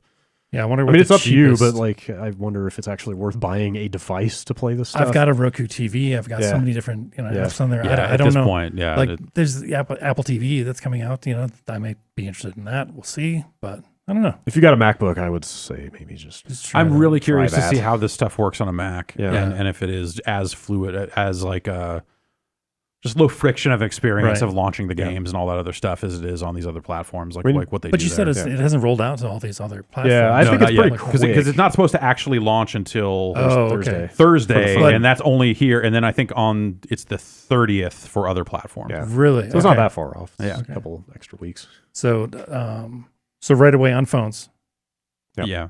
Okay, and then later. Imminently on phones. end of the month. Right away if you're in that beta Gotcha. and are turned on or whatever it is. But like Thursday, that's when. Yeah. Just, Yeah. Okay, phones. Like Gotcha. end of the month for the other stuff. And presumably there'll be more games hitting than there are right now in this kind of early period over the next couple of days. Yeah. Yeah, it's an interesting service, and the terms seem like I wonder what they're like for developers and what they will be like down the line. Like $5 a month seems like a very good price to pay for access to all of these games. Exclusive games. Yeah. A lot of them are exclusive. And Yeah, it's the fact that there are exclusives on here that makes this thing worth caring Yeah. about. If it were just kind of the hits of Android and iOS collected into you're a like, all right, whatever. subscription fee, whatever. Yeah, that's not that interesting. But there's a new choo-choo rocket. Yeah, it doesn't look good, but we'll see. Did they put out video? Nah, I don't think so. I just saw that one The screenshot. screenshots don't fill me. It does with not hope. look like It doesn't look like how I want a Choo Choo Rocket exactly game to look. that, but we'll see. A game that'll make you want to throw your phone onto the ground as hard as you can. Yeah, Everybody- Somebody puts the fucking cat track into your base. Yeah. that's why it's there. I mean, I hate it as much as anybody. but Everybody move. That's what it's there for. All right. This week in the news, got some headlines. Got so many that I think I'm going to jettison some of the less interesting ones. Because stuff came out this morning, such as this pitch deck for E3 2020 Oh boy. that Game Daily got a hold of. Which, man, I guess I'm just gonna read some excerpts from this story. It's important to frame it that this is meant for like a certain demographic. Yeah, this Like, is it's not like literally a they're- slideshow, like Right. a presentation that the ESA put together, I think, to present to its member Member Yes. companies like yeah, like a Microsoft yes, or a, to the yeah. many large publishers that make up its membership. It's weird Yeah. that this leaked out from them. The ESA usually has such a good iron I know. Yeah. grasp on its information. The ESA is trying to rebrand E3 as a quote fan, media, and influencer festival.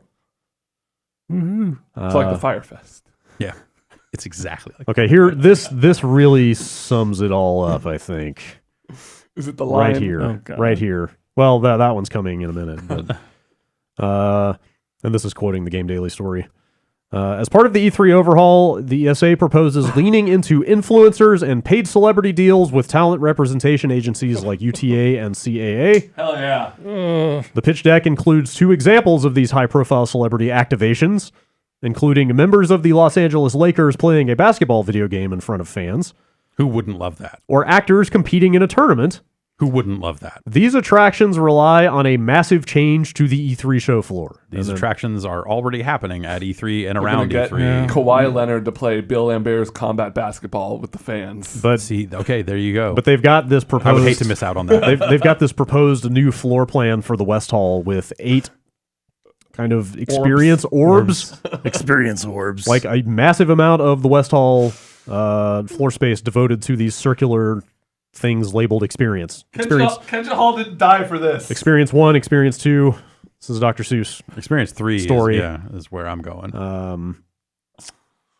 So yeah, like the idea is that, and remember West Hall traditionally is where the frickin' platform holders set up shop. yeah. That's where the PlayStation booth used to be, and Right. the Nintendo booth is. But there's Used still to gonna be be- is the key phrase. Oh, I there, know. Though, I know. These orbs are actually intermingled with Yeah, there other booths. there as are well. there are traditional rectangular booths on this Yeah. proposed floor plan. Here's but Orb 4. We've got Natalie Portman playing Odama with fans. I would go see that. yeah. Sure. All right. All right. That is a way more. This is We're making it putting on our. exciting. We're That is putting a on way our own more. convention. That is a way more interesting celebrity and game pairing than they will ever come up with. Sure. Actually, hang on. Let me get back to the article. Where is the line? Jay Davidson playing Seaman with the fans. With the fans. Here it is. The ESA says it hopes to create, quote, exclusive appointment-only activations for select attendees who will create buzz and FOMO. Fuck. I love creating buzz and FOMO. I hate JPEG FOMO. Mafia is here, smoking mid and trying to understand Tokyo Bus Guide. Yeah. I mean, whatever. I mean, We got the cast of Stuber playing Crazy Taxi. Okay, that's way Yo, more. I'd be down.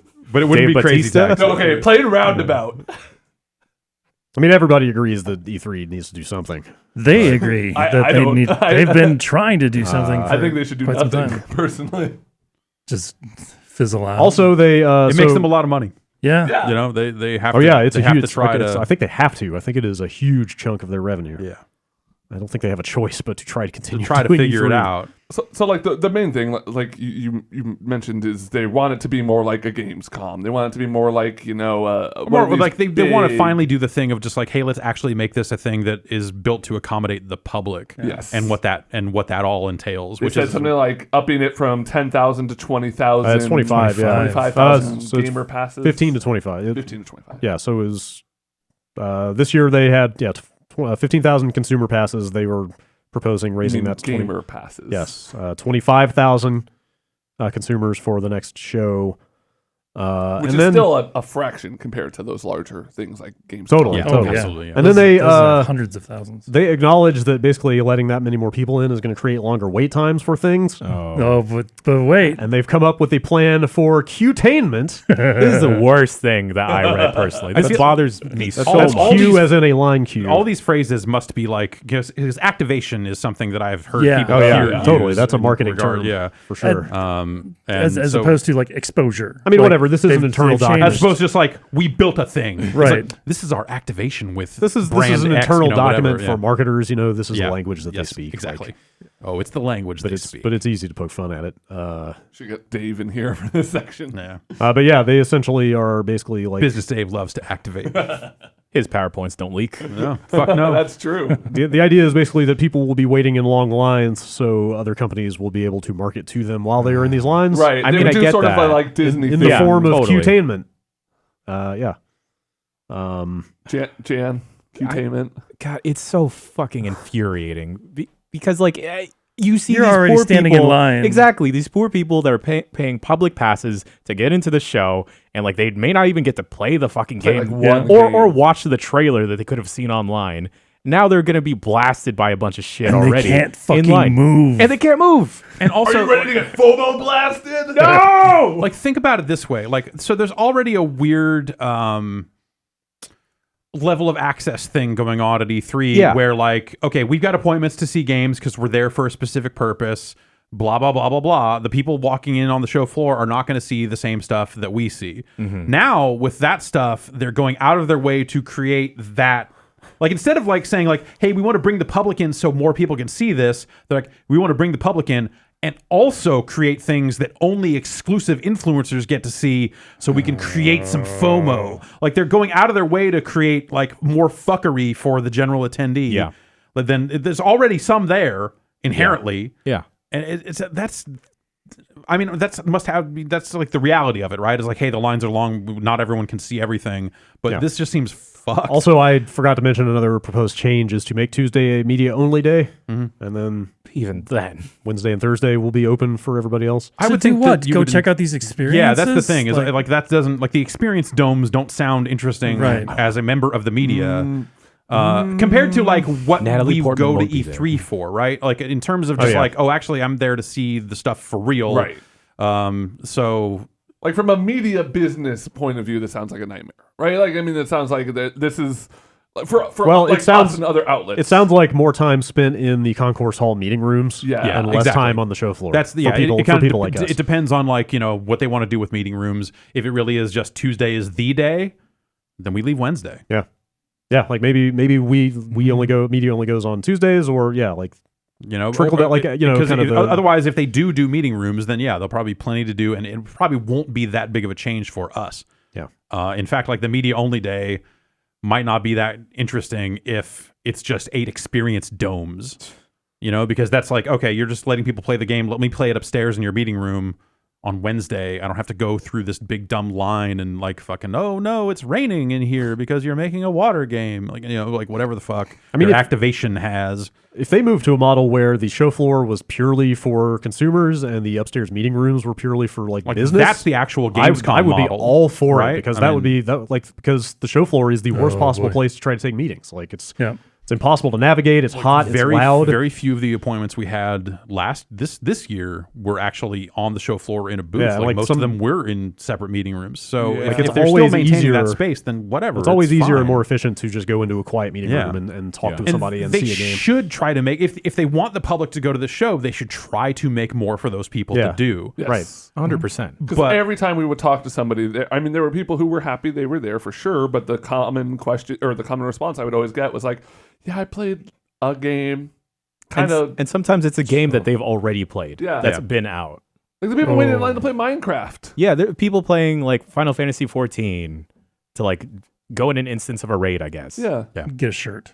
If even. Yeah, if even. And so if you're offloading that stuff into these experience pods and all this other stuff, and like, hey, we built an area for people to wait in line because the show wasn't built for that originally, and the lines were causing problems. Not so much this year. This year felt empty, but last year it was bad. Those are problems they need to solve. They need to evolve the show into something that is more like E4 All and all the fucking hell shows they tried to do before this, while still meeting whatever industry and business needs E3 still has. Yeah, which maybe those don't need to happen there either. Right. There doesn't need to be press conferences at E3. There doesn't need to be big announcements around E3. Sony's still out there selling PlayStations as far as I know. Yeah. Microsoft left the building. Yeah. Microsoft said, fuck it, we got our own theater. Yeah. Nothing in that article either about upping bathroom security, which is a real shame. No. Also nothing about the leak of personal information. Oh yeah, no, weirdly quiet about that one. Which they said at the time, they were going to work to, restore the trust of the media or We've whatever it was. changed the passwords on 2 of our 3 Did you guys look at Wi-Fi access. Did you guys look at this pitch deck? Yeah. Because did you see the slide of the power of social good? Fuck that also. Because that is actually the most cynical thing in this entire presentation. That's been going around like at a corporate level for like there's a quote from Stephanie McMahon out there saying like, the best way for brands to get across is to do some kind of good. But listen to this. Just let me read. That's not the exact quote. Well, let me read the first 2 bullet points off this slide because it's. Research shows that millennials and Gen Z are the most giving back / social good generations ever. Woo! Congrats, Ben. Here is the real kicker. On camera. We fist bumped. By amplifying E3's social good brand, we can advance the industry's brand with consumers while storing positive chits for future use, such as policy goals or the next negative video game story. They are literally commodifying people's goodwill so that the next time loot boxes happen, literally using the word chit. Yeah, they're literally talking about like banking some goodwill, better reputation. Which basically means like next time something bad happens, they just try to point to E3 and go, games are good. Remember when Billy Bob Thornton played the new Rainbow Six expansion up on that stage? I do remember that. He bought 3 carbon offsets while he was up there. That's amazing. Yeah, man. Gen Z really dug it. These fucking Zoomers way into it. There's another bit in there about how instead of paying influencers, that they would somehow like tie in some sort of charity. On that slide? Not on that slide in particular. Yeah, it did say that the member companies came out against paying the celebrities directly. Right, paying the celebrities directly. But paying people, absolutely right. We don't have the budget. No, this is an exposure thing for them. Do you know how expensive those domes are going to cost? These football players, they love to get up here and play whatever. They love to play Fortnite. It's fine. But I mean, like that's like Epic's been doing their Pro-Am tournament, their Pro-Am Fortnite tournament for a while. They did one at E3 this year, and last year. EA brought in. EA brought in all the weed that one year with Battlefield, and so like they've been bringing celebrities to it that way. And I don't know what the invite process is on that, and how much they pay those people, how we can get involved, You need a bigger backpack. How do we get not to out backpack kid to hold weed? You need to be. Yeah. Zac Well, Efron's weed they carrier. barely check the bags, so Yeah. I mean, they might that might be one of the domes, just weed. Experience 4. it's the Zach Dome. Yeah. Time to get Zacked. It's California. If you're from out of state, this is the dome for you. E3 is going to be weird. We're just playing that one part of Far Cry 3 over and over again. No, you got to see this.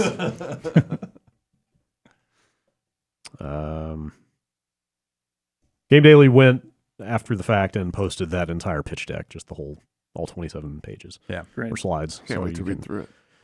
you can just go look at the whole thing if you want to. That should be Business Dave's top 10. Top 10 ways to save you 3. Top 10, yeah. He should start watermarking all of his slides too.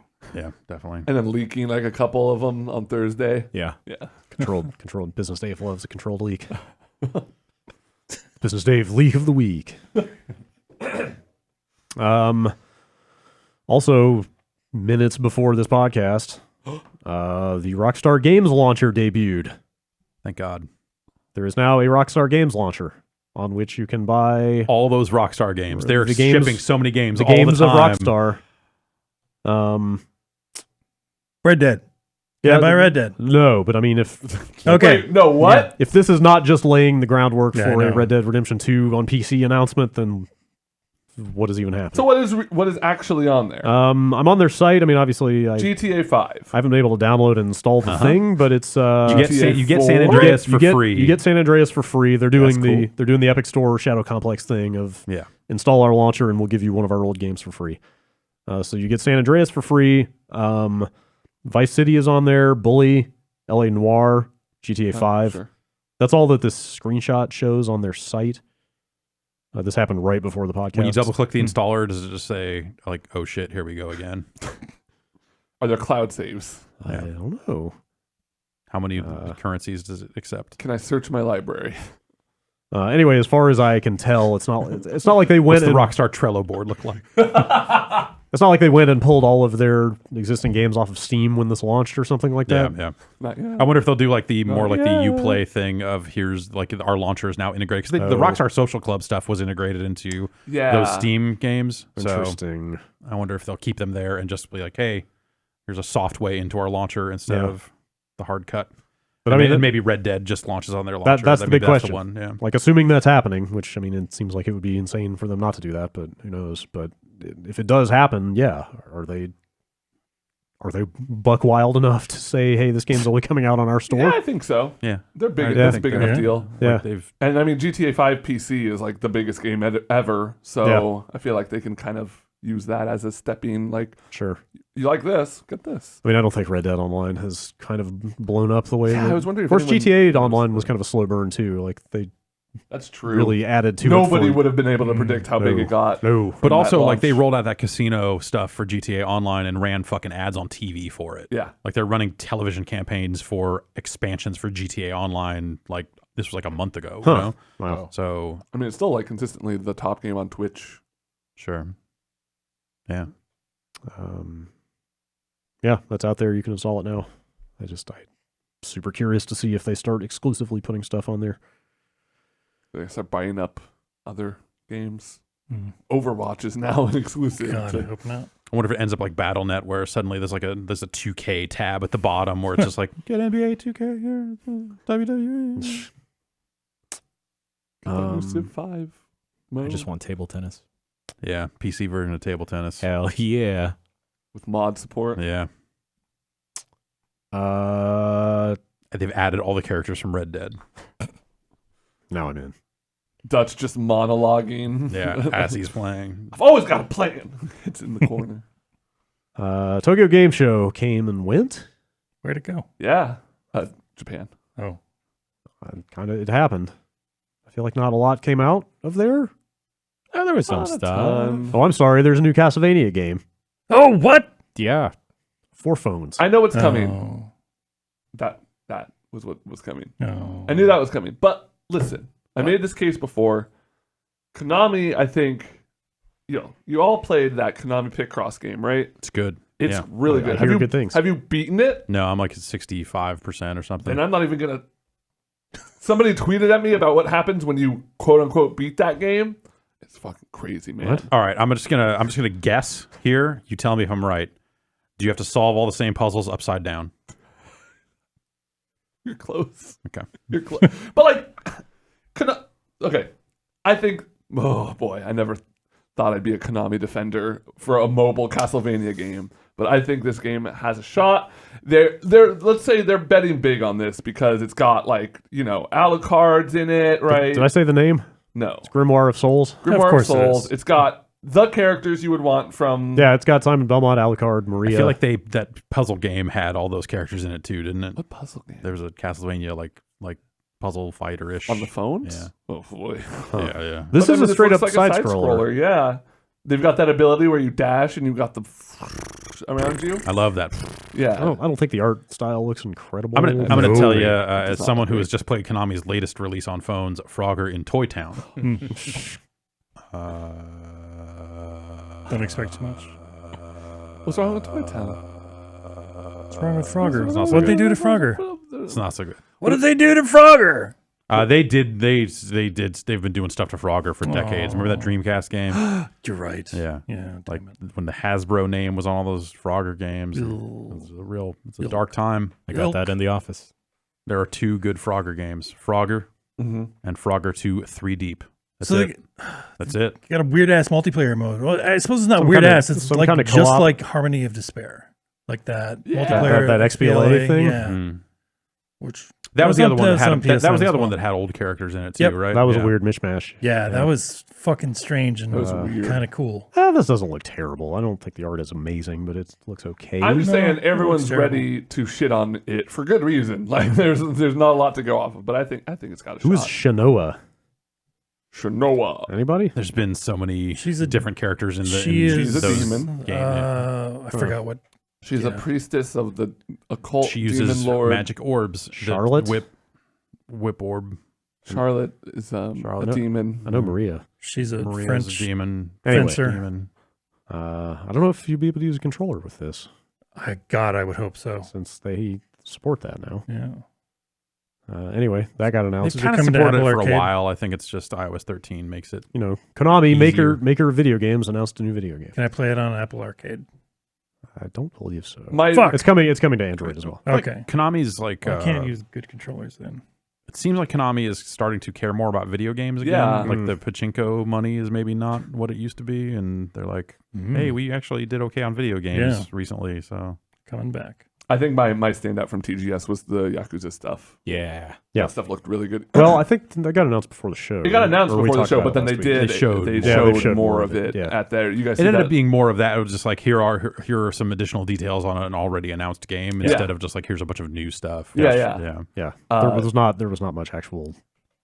You guys see those summons? They look great. Yeah. That looks really good. In Yakuza? Yeah, Yep. one of the summons. So like it's an RPG now, and Oh, that's so right. there are summons, Oh, and one of yeah, the yeah, I summons saw is that. just like a rain of lobsters. That's fucking great. That you just call start on your pinching the phone. guys. Okay. Yeah, you call in the lobsters, Oh, and a and lobster they show up strike? and just start pinching the other guys. Shit. All right, Fucking wild. okay. It looks great. And then you see they're adding, was it the Final Fantasy VII remake's getting like, Yes, Oh, that's yeah. one of the stories. Turn-based. Yeah. yeah. They're adding a classic mode to the Final Fantasy VII remake. Neat. Great. I wonder how far they're going to go with that, though. Like, they should recreate the camera angles and stuff. They should straight up give you the I would think they would. third Yeah. of the screen covered with the stat stuff, and Do you know if you can dynamically swap between? they don't the say. two? I was wondering that. I hope it's not a like choose at the beginning of the game and then be stuck with it type of thing. Yeah. Because it seems like the kind of thing I would toggle on briefly to go like, oh, that's cool, and then go back to the real thing. Because like the game's pretty fun. I actually really enjoyed that demo. Yeah. But I'm glad Like all this is the there action for stuff. the people who really want that. But yeah, they should do this. This is a cool thing to have. But the way they describe it is just in classic mode, the ATB gauge fills automatically. Yeah. So I wonder if it actually like looks the same as the regular Yeah. game, just without you having to do anything to fill the gauge. I'm not Because sure that would be if they less. go That would be far. less interesting. But we'll see. They didn't actually show what it looks like, as far as I know. The only other TGS news I have is that they actually showed that new Resident Evil game, Yeah. Project Resistance, Mm-hmm. which is like a 4-on-1. Yeah. Has that been confirmed up to this point? No, No. they they made it look kind of like a Left 4 Dead game in the teaser because it was like 4 characters that clearly fill different roles. But the kind of the 5th player who's this mastermind dropping traps and stuff is not as Saw obvious. type kind of scenario. Yeah. They're using like a deck of cards. Yeah, I didn't in the realize that scene. until I read this write up. So you'd have like monster cards, trap cards, Yeah. jam. Hey. You getting excited? Oh yeah.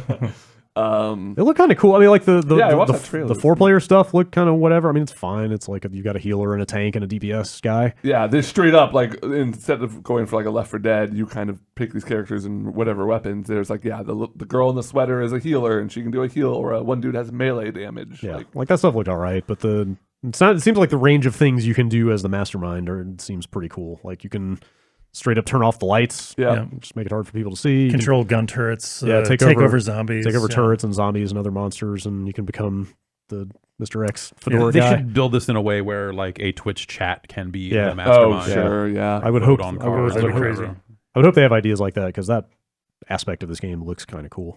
Yeah, those games. Have there ever? There's trying to think, been like- a lot of games like this. Like Evolve was the kind of the Yeah, I'm first trying to big think one. like But none of these That have Fable really- game that got canceled was Right. originally supposed to be something like Oh, this. the new multiplayer mode in Doom Eternal is kind of Yeah, this. there was that game from I forget who, that Texas studio that I was into for a couple of UPFs. That was like a dungeon. Oh, Breach. Yeah, Yeah. but none of them have really taken off. Dead by Daylight No. is really Yeah. taken off though. Oh, I didn't there's know that there's had that. there's I mean, a like big Friday the groundswell. 13th is kind of this, right? Yeah, kind of. Yeah, it seems hard to. You're not setting you know, traps or anything. You're just playing as the one character. Yeah, like I'm trying to think of things that are less like that or Evolve that are more like Right. one player has a completely different interface because they're Yeah. kind of Yeah. indirectly influencing Dungeons and actions. Dragons. Yeah. But like that type of DM role, I think is a really interesting idea. But yeah, it doesn't seem like any game has quite pulled it off. Yeah. It looks like a lot of this is derived from the RE2 remake, so hopefully it plays like that because that played quite well. Yeah, I imagine they're looks trying really to good. juice everything they can out of Yeah. that engine. That's a damn good game. Mhm. Oh, those juicy burgers. Yeah. Also, this is beginning of being RE2. developed in Taiwan by a studio called Neobards. Oh, It's a good name. that is good. What else we got? Ring Fit Adventure Yeah. Oh boy. is that new Switch thing. It's like, what if we took some ideas from, like, some of the parts of that trailer have like a Wii Fit vibe to it in a Yeah, way, for sure. But like, if the Wii Fit lady was suddenly in a role playing game or something, it's Who are these people that they got to present this? I Yeah, don't so know, that's- but that dude scares the shit out of so- me. I literally I- had to sit back. I think both those characters are like deep fakes. Like when they recorded this, it was just like blank faces just walking around and miming, and then they mapped the faces onto them later. That Like, it's not- guy those has aren't such humans. an intensity. to Oh, Those are my not God. humans. It's Or like CG has gotten really good and they're going to pull back one layer deeper and be like, actually, Ring Fit's not coming. You're going to play as these guys. Fuck in this. no. yeah. I don't want anything to do with that guy. Now, if those two were the bad guys in Borderlands, you might have something because they're just genuinely creepy to Right. see. They tried their best. She's all right. But that Um, guy. But that guy. Yeah. The controller is officially called the Ring-Con, Yeah, Okay. so there's that. get back to me when you have it. So there's stuff for both Joy-Cons. There's the ring, Yeah. and there's the leg This is the strap. leg strap. Right. Yeah, and it's kind of what you think it is. You know, it's got a Yeah. bunch of exercise-y Hold moves. the ring against your abs to form a shield to block Yep. attacks. Yeah. There's like a separate mini game mode, Bunch of- but bunch also of- an adventure. Yeah, bunch of different little kind of itemized stuff to make it's out you, like next month, make you right? exercise. Oh. Yeah, like mid-October, I Yeah. think. There's a silent mode that turns all of the jogging exercises into more stationary exercises. Okay. In case you live in an apartment. You fight a bodybuilding dragon. Bodybuilding dragon. Like Trogdor. Just like Trogdor. I don't like that. Mhm. $80. Fucking arms. It's $80. Yeah. Good lord. Out on the 18th of October. A month after I'm the Switch Lite comes out. Glad to see that even with the success of the Switch, Nintendo is still doing their quaint little Yeah. weird bullshit, Quirky, quirky, you Yeah. know, ambitious that stuff. started around like the Wii. And I never know what's going to take off with them. You know, it could be the heart sensor or it could be a fucking Wii Wii Fit Music. board. Yeah, like Labo looked like it would be the biggest thing ever, and then Right. it just sort of came and went, Mm. kind of. So you never know what's going to be the thing. I can tell you what was not the thing. What was that? Anthem. There was no Anthem there. Moving on. It's When's that coming out again? They're almost done with it. Okay. I don't know. This is barely a story, I guess, but they moved Anthem to the cheap tier of the EA subscription service. Oh, the bargain. The Vault. Yeah, it used to be how much is? It's like $15 a month. Premier or is 10. 15. Is that what it is? I thought 5. I thought it was 5. Oh, you for might the be- cheap one. you're I right, forget. I should have looked up the prices. But Fuck, man, I don't know. anyway, you used to need to subscribe to the expensive version of the EA Access stuff to get Anthem, and now it's on the cheap tier. With the old games. Yes. So obviously that has a fresh wave of speculation coming through about the state of Anthem and what they intend to do with it. Any guesses? I think they're I think they're done. You think they're done? I think they're done. I think they're done. You think they're done? Like the bummer. Cataclysm thing kind of came and went. Yeah, that thing people didn't was seem super psyched A about huge it. whiff. I didn't even know it. Here's a came question out. then: if they're done, is Anthem just done as a concept? Because you have to Yeah, imagine the amount of that's my- resources they poured into No, like yeah, making. Anthem's done. I feel like that, not gonna that take another engine swing and that with that, technology, like the stuff that they did there, will, for better or worse, Live probably on. filter into the next Dragon Age that Yeah. they're supposedly working on. They announced Oh, that. right, Like, that's yes. happening. Yes. So it's obviously- not like they're starting from zero on Dragon Age, but in terms of You just don't like, think there is ever an Anthem 2? it's No. really hard to imagine a world where that happens. Yeah, I think you're right. But I mean, the real question is, has EA made the calculation of how damaging it will be to their reputations who just never touch this game again and decided that that's the way to go?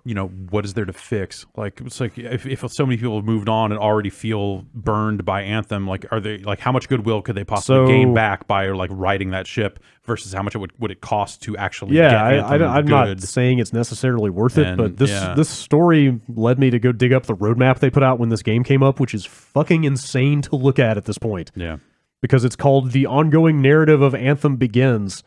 Anthem turned out to have a very different ongoing narrative. I guess so, yeah, but like so this list launched on February 22nd, and then weeks later in March, literally the next month, Act 1 Echoes of Reality begins. Like they went as far Indeed. like They need a reality like they check. went as far as like delineating this schedule Yeah. of like named content updates that just, I guess at this point, will never materialize. I can't imagine. Like they would. it's so weird to have been out there with a roadmap, but this also specific. like, so that was the roadmap that came out before the game came out, yeah, right? yes, So- right around. So launch. now you're in this terrible situation where they made promises about the game. That's exactly what I'm saying. And Like- what is the legal? Is there a legal Yeah. ramification there because you said like, hey, when you buy this game, you're going to get this, Right, and this. right. If they just go like, meh, but maybe that's the calculation they've run, right? Of just like, actually, we will happily give those players 3 games from the EA vault instead of this Anthem add-on. Yeah. And please enjoy Titanfall 2. I don't know if there are any legal requirements around this stuff. I don't but know. There's I wonder, definitely yeah. there's definitely just an issue of perception, right? Of like, hey, you not only said there would be content after launch, but you named it. Like, and that game, You're right. that You're game, right. there is a post-credits scene in that game that 1000% sets up more stuff to happen immediately Yes. in the world of Anthem. Mhm. Like major stuff that will just never go anywhere if they don't put the stuff out. It's just how specific this roadmap is that gets me. you know? Exactly. It's yeah. like you put dates on this stuff, you gave it a name, and it's just presumably never going to get made at this point. We'll see. Maybe they'll. Or maybe it will. Maybe it will, I'm not but holding my breath. Games have had like, it's a completely different kind of game. But like, look at No Man's Sky and look totally. at like how over the course of 2 or 3 years Three at years. this point, Yeah. they've like turned it into something completely different. Yeah. I don't know if like EA is willing to invest. as No, much. that's the thing is like No Man's Sky was only able to do that because it was buoyed by like immense sales. Yeah. Like that game sold really well out of the gate in spite of like the rage surrounding it.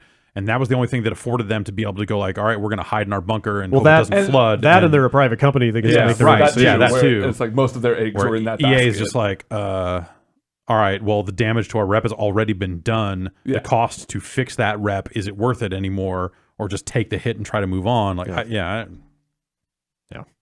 It's hard to imagine a world where like it's worth it for them to invest any more money into Anthem at all. You're probably right. Which is a shame because there Uh, are good things about that game. Yeah, totally. Is that Star Wars game next year? No, that's Jedi Fallen Order? Isn't No, that- that's isn't that in a couple like- months. Yeah. Oh, really? Oh, Yeah, shit. it's November. Interesting. Yep. Wow, that's coming out this year. That's crazy. There's been a lot of good stuff I've seen out so this year. little. Yeah, decent. Yeah, this year got like. And Jan and I, even before Yeah. this, were like reflecting back on what came out this year. Yeah. Remember Apex Legends? Yes. Remember Sekiro? Those all came out this Barely. year. Yeah. Ton of good games this year, but it does sort of feel like the waning End of a generation. phase of a type generation to year. me. Just, Yeah. Like there are definitely good games, but there's like clearly a bunch of studios absent from the Yeah. release calendar because they're doing new stuff. Feel like we're going to see a lot of stories like this. GameStop is closing 180 to 200 stores this year. Yeesh. Just, Boy. barely like what, a month after all the layoffs Yeah. at Game Informer and at the in the management level of the retail stores. I Yeah, mean, they a said lot of like something people. like 2,000 of their stores are considered profitable, and these are just the 100. actually, I think it's way more than that. Yeah, it's 5,700. 5,700. Well, no, they have 5,700 stores total worldwide. Okay. They didn't say they're all profitable. Yeah. But this is a fairly small slice out of that number, but it's still a lot of stores. Yeah, that's a lot of people. Yeah. So, yeah. It's yeah, of course. And also, I guess I think IGN ended up with a video of it's a store in Idaho that's like a pilot program for what they think the new GameStop is going to be, Huh. like with a focus on like retro games. Oh, yeah, and, like, yeah, an yeah. esports zone. Did and I some see of like this they other had stuff. straight up And, CRTs for their retro stuff? like, it seems I like they're think. maybe trying to do something like that. Oh. Yeah, Yeah. right. Yeah, Yeah. It doesn't seem like it will work for this type of scale that GameStop needs to succeed, but will be just big enough to fucking murder some mom and pop shops along the way. Yeah, totally. Like that seems like some rough stuff. Why don't they just get into barcades? Fuck it. Everyone else is. No, that's tired. At this point, you need Kava arcade bars. Oh, Just Kava? get people fucked up on Kava. on Kava. Wait, does Kava actually get people? You're talking about the tea, right? Yeah, we've it's been like drinking a- that for years, and I was told initially that it did stuff, and I really It's don't like think it's it does. it's supposed to like chill you Yeah, out. yeah, you that's know? that's It's- what. Yeah, But like Kava bars are a fairly is that becoming up and coming the trend? trend right now. I've never thought it was all that effective, Fuck, unfortunately. man. Yeah. It sounded great. Why don't they just like get a bunch of shitty food? Yeah. Like an $18 hamburger that's not that good. Exactly. Why don't they just here's an $18 hamburger and some It's fucking got like some one ingredient on there that you don't definitely want. like the messiest wings that are also somehow the driest wings you've ever tasted. Ooh, sign me up. Yeah. You get like We've an already got a artichoke Buffalo dip. Wild Wings. Yeah, okay. That's what I'm saying. Yeah. Fucking the Buffalo Wild Wings should start selling Xbox games. All right. And Sure. fucking You can already Steam gamble. cards, You yeah. can already go to a Buffalo Wild Wings Exactly. and play blackjack while you ask for your waiter to get you a jersey. yeah. They don't have the jerseys anymore. What? When Abby and I went to Buffalo Uh-huh. Wild Wings during PAX, everyone was just wearing T-shirts. And we were so upset. You're like, What the where's shit? the captain? Yeah. There was no captain. They were all the same rank. Who's running the show? We were very disappointed. Goodness. The wings were very dry. Did you get a Bahama Mama? Well, yeah. I thought about it, but then we had the panel, so I thought against it. You chose wrong. That's We good. thought We've about never- getting a we've never milkshake drank for the before table at- again, though. Nervous drinking before the Giant Bomb panel is a hallowed tradition. I Yeah. don't know what is a Bahama Mama? It's almost like a Mai Tai, right? Yeah, it's kind of Yeah. like my Yeah. time. That sounds pretty good. Yeah. They're Just don't tasty. get one with glass in it. No, you get one with glass or in with it. no glass. You get one with glass because then you get a free one and you take Yeah. the glass out of the one with the glass in it. All right, two more quick stories. Nintendo is suing another distributor of ROMs for an astronomical amount of money. Mm-hmm. Called this site is called ROM Universe, which, unlike Emu Paradise, I hadn't actually heard of before. There's The a bunch big- of weird the big- sites out there that like seem to specialize in trying to like streamline and make ROM downloads very easy and pleasant looking. Yeah. So And yeah, of these course those are the sites that are gonna get nailed to the wall. these people are It's just straight like up you're charging a membership fee to Oh, make it yeah. easier to get the ROMs. fucking This is just nail them up, man. brazen as hell. But the thing that actually caught my attention was they apparently were just straight up distributing pirated Switch games, That'll do it. which is the first time I have heard of that happening. Well, I so didn't- think I about didn't it. realize we've gotten to the point where that's just a thing now. There are Switch emulators. Yeah. I mean, you know, I didn't know they were that functional though. in that context, they're just ROMs for very modern systems. Yeah. That line, the skirting of just like how old is okay, like Yeah. that kind of like moral wriggling has been a part of the emulation scene for a long What? time. I didn't even know the technical foundation was there because I feel like we went from like, okay, there's 3 different groups that can root a Switch, but none of them are talking about how to do it. To now you can just download Switch games in like a very quick time. It's been like that for a while. Okay, Yeah. I didn't realize it had gone that far. Yeah, Yeah, me neither. and that stuff. I have not seen a Switch emulator running other than just like some videos here and there. So Yeah. I don't know too much about that, but. Given the relative power of the Switch, that seems like something that would be very doable. But this has been going on in different forms for a long time. I think the first time I ever remember it happening was, well, it happened with the Game Boy. There was definitely cases where like, hey, the emulation of the Game Boy is at a very playable state, yet there are still Game Boy games being released. And like that quandary of just like, all right, what does that mean? What's okay? Where's the line between like, these are ROMs and these are piracy? And in the actual eyes of the law, there is no line. Yeah. It's just a matter of like, these are new games and you feel worse about it than the old games or whatever it is. But like also like Neo Geo games, like the last days of the Neo Geo, the last year or so, like emulation of Neo Geo stuff had basically been nailed down. So you'd have like builds of MAME with the new drivers commented out. And so if you compiled your own MAME, you would uncomment those drivers, and then you could play SVC Chaos on it like a month after it came out. Jeez. And it's fucking it was crazy. Oh yeah, I mean, Dreamcast had its whole. Of course, yeah. But that wasn't necessarily emulation. That was just No, I know, but it's still piracy. Yeah. It's still piracy of current mod current, chips, and all current that games. stuff. That was like, Well, but I mean, in that case, the 2 things that stand out to me are there was no hardware required. right. They literally made it so you could just burn a CD and put it in the Dreamcast, Yeah, the PlayStation swap trick's And not the- too far off from that. and the platform died. Right. Like those are the 2 things Yeah. that stand out That's to a big me. one. Yeah. This them going after ROM sites makes more sense now. Well, it makes sense. Obviously they can do it, but like with the Super Nintendo games coming to their online service, it's Yeah. just another check in the we should do something Yeah. at least making ROMs harder for people. They've been doing that for decades. Places that are trying to charge money for this stuff. I feel like that's an extra level of sleaze to Yeah. it that is pretty. Because there's fucked up. like you know we talk a lot about emulation, and we talk about like the best kind of emulation are from the people who are really like trying to preserve something. Yeah. They're Yeah. doing it as a service, right? These games can be they don't want anything to be lost to time. Mm-hmm. It's not people out there trying to make a quick buck by turning software around. Right. Like, yeah, that that's- stuff is way shadier. Yeah. like the people that were like selling this with the first like Switch hacks and stuff like that. Like, Yeah. think, fuck that. Well, yeah, that's what was so eye-opening about this to me was that there were straight-up Switch games being distributed like that. Yeah. At this point. Last story. Billy Mitchell is threatening legal action against Twin Galaxies and Guinness World Records Free Billy Mitchell. if they don't reinstate his high scores. Mitchell did nothing wrong. Why did he wait so long? Yeah. He had to collect his evidence. Yeah. Have you seen his evidence? No. He put out a PDF. He put out a PDF of evidence, and just look at the first page. Evidence.zip. It's out there. Billy Mitchell. Billy Mitchell, American hero, Evidence. entrepreneur. I have Is to. he canceled? Should I not be doing this? Is he like a scumbag? Probably shouldn't.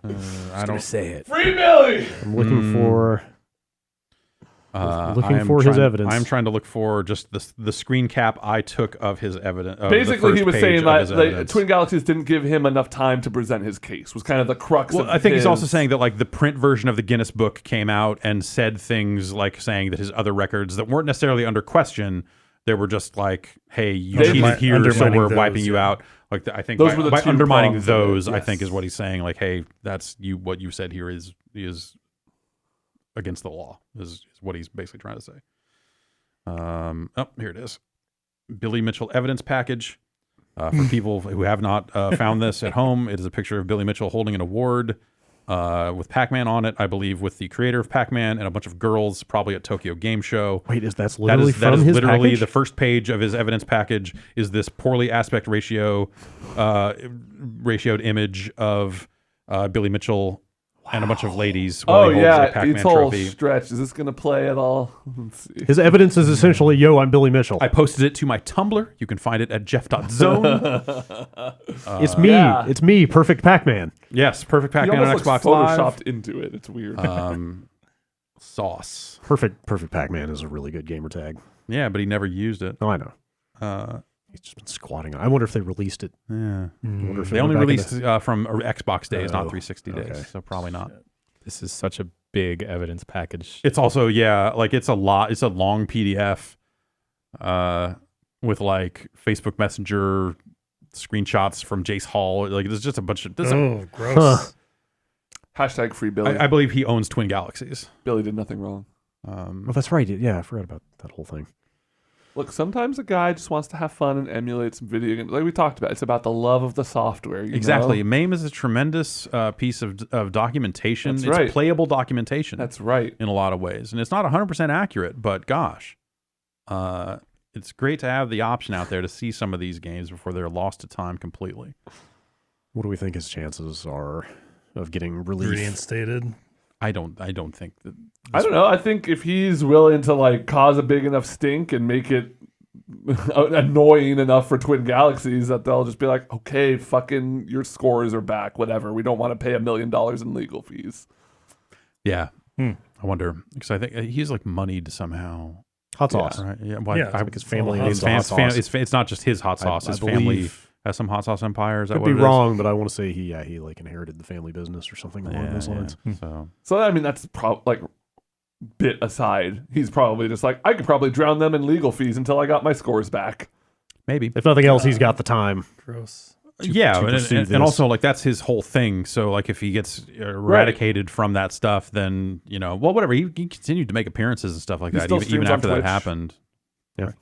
Really? Yeah. How's he capturing those arcade games? What's he using? A lot of really this clean evidence is signal. screenshots of YouTube videos straight from a phone, and I don't know how well that holds up in court. But Yeah, I've been scrolling for like 3 minutes now, and I'm not even halfway through this thing. Yeah, this is why it took him so long. He had to compile the truth. yeah. But I think that back when all this happened, he did say like, I will provide evidence, and here it is now. So Okay. Great. He has receipts. Thanks, Billy. he's got something. The tea has been spilled. Oh God, please don't. Shit, we better clean that up then. Let's take another quick break before we come back and read emails and wipe up this mess. We'll see you in a minute. Time for emails. Hooray! Podcast at giantbomb.com. Bombcast at giantbomb.com. Emails. Man, it's like you coordinated that and everything. Blair in You should Halifax. Probably work out a dance to go with it. I think Yeah. So it'd be like bombcast at giant. it doesn't necessarily need to be in like an interpretive dance. I'm just saying. That's right. That's right. We'll figure it out. I'd like to. It'd be cool if we could do the like thing where you like like We could do that pop all and lock across and- the, to the the other table. person. Yeah. So like Okay, so- Jan hits it to me, I and then. I would like it more if you could figure out how to make your fingers Oh, and yeah. knuckles into to say bomb. bombcast. Oh well, I can only do blood. Okay, Yeah. yeah. Do I Shout got, out to Michael. Figure out bomb. I'll get I got cast. blood on lock over here. Let's Cast. see what else we can do. It'd be like vertical cast. Blair in Halifax. Ah, the witch. Yes, the Blair Halifax witch. I'm going to a wedding next weekend, and there will be karaoke. Yes. My wife and I were thinking of doing Paradise by the Dashboard Light. Okay, that's a long one. What is the karaoke protocol for the intermission section? Should I practice my baseball announcer voice? Do we get a third person to do it? So wait, If you could get a third person to do it, that would probably be ideal. it's like a spoken. I don't know this. I probably know the song, but what do they mean? By there's a guy that comes on. And he's like calling a baseball game essentially. okay. But it's in reference to I don't fucking know. Regardless, it's third person. You think I think you need pull somebody else in for Yeah, that? yeah, I think so. like as a surprise, like drag Yeah. like an Right. unexpected Like the person groom up to or do something. it. Yeah. If you're that close, like if Yeah. you think you can, like, right. somebody important, or like the father of the bride or something, somebody of stature at the Yeah. wedding, and then you guys do like a little baseball routine while they're doing it, like Yep. throw, catch, hit, and then it's all fun, and then you get back. Or you into just the song. straight up strip down and start going at it. Yep. Because I think that's Yeah, it what depends they're when referencing. in the night that is. Yeah. If there's an open bar, Right. I feel like those are at play. It's a good karaoke move to What- pull somebody else in to your song. What's the coolest karaoke move you guys have seen? Because I've gone to quite a bit. I did. Let's see, Aladdin, Part of Your World, and I whipped out a rug and I grabbed Lisa Holy shit. and I started flapping the rug like in front of us like we were flying. It was pretty rad. One time I was at the Mint, which is kind of a local karaoke dive bar, and there was this couple who I had seen there before, and Get Lucky came on, and this was like at the height of Get Lucky, and everyone was just like, oh, come on. But they were like going in and out of it with other songs that just matched up to the beat. They were like, they were switching to like, You and Me, Baby, and they had like synchronized dance moves or everything. Like they obviously routined this all the way out, and people were just losing it. And you hate to go after that. Yep. Yeah, that's rough. I don't know, man. There's something about like karaoke prep that rubs me the wrong way. Yeah, I could see it. Like extensive prep. If you're just like, oh, let's get a prop and do something, like, hey, here's a silly thing we can put together real quick. But there's something about like, hey, we really. Everyone needs a thing. It's true. If it's spontaneous, you're right. Yeah. If it's like rehearsed, I want then if it's like spontaneous. rehearsed, there's something. Yeah. I'm with you. I think where it would cross the line is if they like took that act to other karaoke spots and then did Oh, the no, same no, no. thing. That's happened. You don't Yeah, know that's that. crossing the line. That's for a me. bit That's much. too far. I can't go karaokeing with a specific group of friends because they're into musicals, and I like musicals, but these. They know. Oh, boy. That's their stuff. That's a lot. You don't want to be in that group associated with that No. while people are looking over, going like, "Oh, motherfucker, These guys. I had a friend put on November Rain one time, and the song started, and it turned out the That's a long one, too. subtitles were lagged like 5 seconds behind the actual music. Oh shit! So she went to cancel the song, and I was like, "No, I got this." And then I took the microphone, and it turned out I remembered all the words. Hell yeah. One time I hit the high note and Take On Me. One time. Okay. But I was like a special level of inebriated that it happened. I just one of the earliest moments I completely fell for my partner was them nailing Miss Jackson, including the really fast part, just like 100%. I was just Oh. like smitten at that moment. Anyone would swoon. I know. Mike from Wales, how would you use Guiji in real life? Oh, you know. A ladder. Shit. Ladder. Wait, can Guiji transform? I'm gotta- just going to assume. I got a broken pair of sunglasses that I need to stick back together." There we go. Okay. I think it's less about me using Guiji and more about Guiji using me. I think Guiji would be handy to have around if you wanted to make a Handy. PB&J and you didn't have any jelly on hand. Gross, but okay. mm, Yeah. There you go. Savory jelly. Yeah. What is But the then that's what is no, the no, no, no, that's no, no. mint. You He's- can't. he's a it's mint not. jelly. No, You you can't- can't. It's gooigi. You can't You do can't sick eat things with gooigi. it. It's not lubigi. You It can't. Okay, kinda hold on. is. We'll get to that. But you can't eat Guiji because it's Says been who? proven. I'm getting to that. It's been proven that if you split up Guiji, he becomes multiple Guijis. So you're just going to have a little Luigi living inside of you if you eat some of him. Oh boy. It's a little Luigi living inside all of us all the time. It'd be like a fantastic journey thing to Yeah. go shrink down into Brad's stomach and get the little Guiji out. Brad's inside story. I don't like this. I'm gonna move on to another email. Please. I can only think of dirty stuff. Austin from Utah. A couple of pinball emails this week. In line with some recurring pinball talk on the podcast, I thought I'd propose a common activity found in Twitch chats for streamers who are playing pinball. What theme for a pinball machine that hasn't been made yet would you want to see? The big one among all of my friends and I is a Dragon Ball Z machine. I almost said that. The only pinball adaptation of a franchise with ball in its name has been a Game Boy game, and that's a travesty. There's like a plug and play Dragon Ball Z device that has like 3 games on it, and one of them is a pinball game. It's terrible. He also asks in your Supported in MAME. in your fantasy pinball machine, what would be the multi-balls and what would the multi-balls and the wizard modes be called? Oh man, I don't know. I think Throw it a pinball. I think 3 lanes. Midnight Madness, the movie. That'd be There's a good Roche, the Roche pit. If you Okay, hit into the okay. Roche pit a certain number of times, you get an Aegis, which gives you the free ball. I Okay. know what these things mean. I think a Frasier pinball machine would be really funny. There's like no like lights or sound. It's just very like tame and like.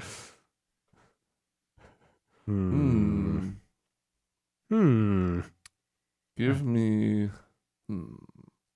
Has there been Lost Pinball? I'm sure there had to be like a Lost Pinball. I don't think so. That was probably when pinball was at its nadir. If I Yeah. had to Yeah. guess. All right. Not a lot of ideas for pinball machines around Think here. of how annoying a Borderlands pinball machine would be. Oh, wow. There'd be so many claptrap voiceovers. True. Oh my The Family God. Guy pinball machine. Yep. Neat. There we go. Oh. Huh. It's not the direction I was expecting. It has a tiny pinball machine inside of it. Like it has a reference to a pinball machine inside of a pinball machine. That's good. Which is like on brand for its fucking stupid thing. Okay, sure. But also you can play tiny pinball. Why do you keep bringing up Family Guy? You're just making me sad. When I was in high school, senior year of high school, we had somebody finally convinced the film teacher to hold a Simpsons club in his room. He was like the movie teacher. And so we would all get in there every Friday and watch like 2 episodes of The Simpsons during lunch. It was incredible. It was great. And then like 6 months in, the president, for whatever reason, was like, we should change this to Family Guy Club. Oh. And then they changed it to Family Guy Club, and you'd watch 2 episodes of Family Guy. Fuck. It was just one of the most traumatic events of it. That was the same year I had major surgery on my foot, and I would rather relive that than the Family Guy. Did you accidentally end up in the yearbook as part of the Family Guy Club? No, but I did end up in the anime club because I went to one meeting because my friend was like, I need 15 people in the room or else they're not going to let me make it a club. I think I ended up in a picture for like the Chess and Games Club one year because they sold chocolate milk down there. You didn't have to go to the cafeteria. Was it just the teacher? Like, I don't know. I don't get paid enough, motherfucker. I don't know how the fuck it happened, but he had a case of chocolate milk that he was selling. These nerds will drink up anything. And people were in there playing D&D. That's how I got roped into playing D&D one summer. I was like, I don't like this at all. I'll try to condense this one a little bit. Darren in Toronto, he says that he has a friend who owns a pinball bar in Toronto, and then goes on to say, one Saturday I got tickets to a live show downtown for the podcast Harmontown, posted by Dan Harmon of Community and Rick and Morty fame. The next weekend I visit the pinball bar, and the owner, his friend, proceeds to tell me how the previous Saturday when I was at Dan Harmon's live show, is Jason Sudeikis, is that how you say it? Right? Sudeikis. Jason Sudeikis from SNL was in the pinball bar pretty much the whole day playing pinball. Nice. Apparently he is a huge pinball fan, and when he's away from home in a different city shooting a movie, he will rent a pinball machine to have in his temporary apartment. He asked the guy he rented the machine from where in the city was a good but quiet place to play pinball. The guy suggested my friend's bar, and that's how he ended up there.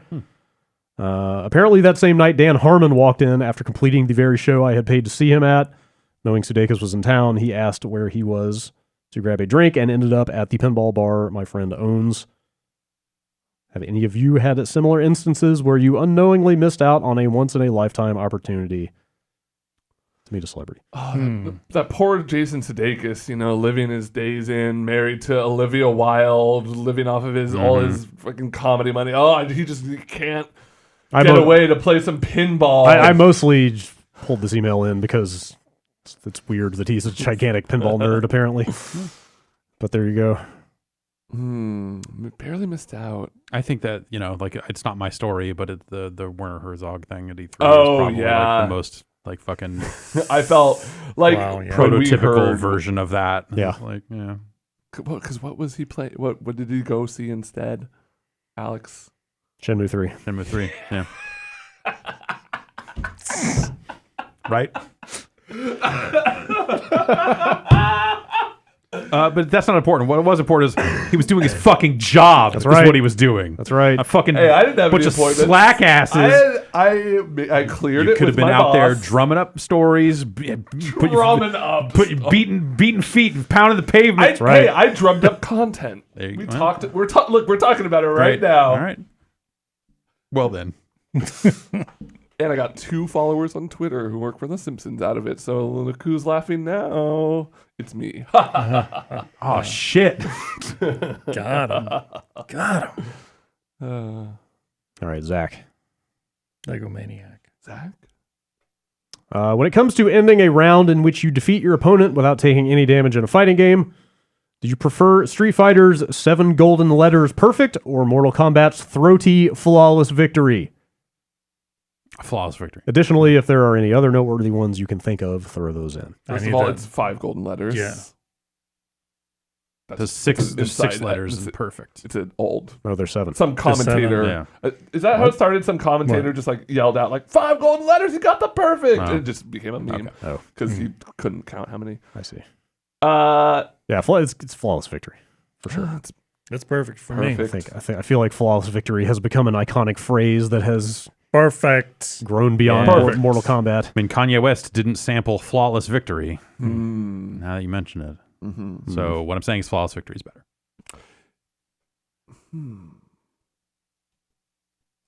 Yeah, I like perfect just because it's like it.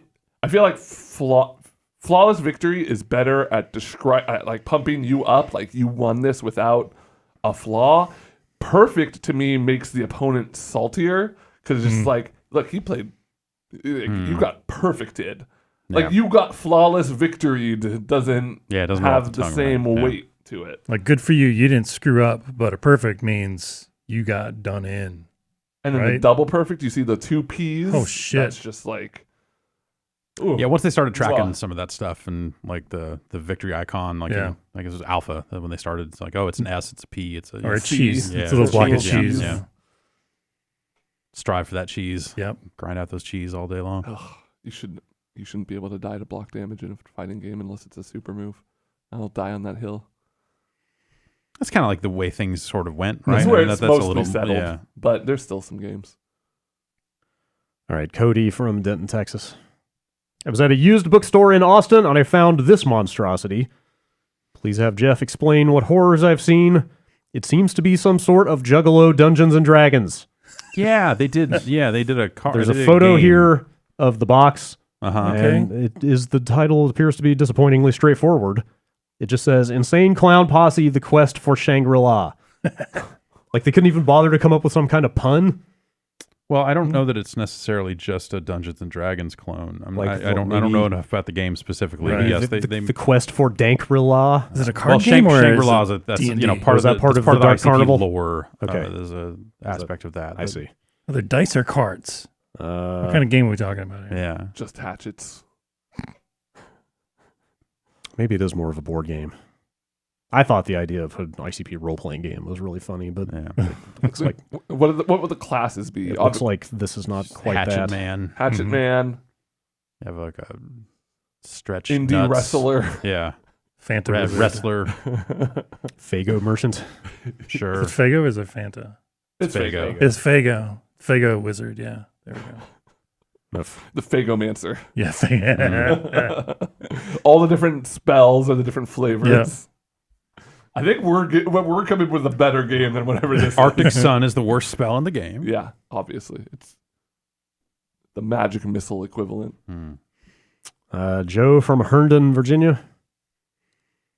I used to think game name The Origins Reckoning style names were stupid. Then I tried Googling help for Control. Yeah. Yes. Yeah. Control, Yes. Control Furnace, Control Mold, Control Bugs.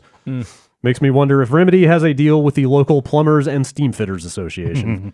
What are the least SEO optimized video game names you can remember? I definitely had that same issue. Control is great. I just searched for the name of the quest, like the name of the mission I was trying to finish. Or if you type, I was like, where I can't find the last mold in this fucking side mission. Where the fuck is it? but like even if you type Control video game something, it'll still give you like controllers and stuff. Like it's such a specifically a video game tied word that it made busting out of that SEO hell a tough one. I guess like probably like stuff like 13 is probably really bad for it because it's just like sure. Yeah, sure. you know, You always have to add like the game to yeah. the search query. Anthem, Yeah. even that's specific enough. Mm-hmm. Here's an email from Joel. Call of Duty Modern Warfare. Sure. Joel writes in. A few weeks ago, while discussing meat alternatives, the topic of ostrich eggs came up. And Brad wondered whether or not people eat ostrich meat. I can confirm that this is definitely a thing. Mm-hmm. I live in South Africa and eat ostrich meat regularly. It's not as common as the holy quartet of pork, chicken, beef, and lamb, but it is relatively inexpensive and found in most grocery stores' meat sections. In fact, ostrich eggs are much harder to come by, and I've never actually eaten one. Contrary to what you might guess, ostrich meat is actually red meat. What? And tastes very similar to beef. I thought I had heard that. But it's much leaner and healthier. Its most common forms are ostrich steaks and ostrich mince. I can't comment on its relative sustainability, but I can promise that it's delicious, and I will gladly cook some for any of you if you ever visit Cape Town. Let's go. Some ostrich chili. Yeah. I've had an ostrich jerky. Ooh. Yeah, like a jerky stick. Was it kind of like beef jerky? It totally was. Ben, we can buy ostrich meat at the ferry building. Okay. I'm just saying. I'm listening. That's it. Okay. It's laying it out there. He says, gonna my Cape question, Town. do you eat any unusual meats that are unique to your region of the world Ooh. that outsiders may not know about? Not meat per se, but with a lot of like Mexican joints around here, you can get stuff like tongue and brain and Yeah. stuff regularly. But I'm trying to think of actual animals that are different. Starbucks has a chorizo breakfast sandwich. Really going out Yeah. on a limb there. That's America. Really up on the culinary trends over there. Quail eggs, Yeah. Yeah.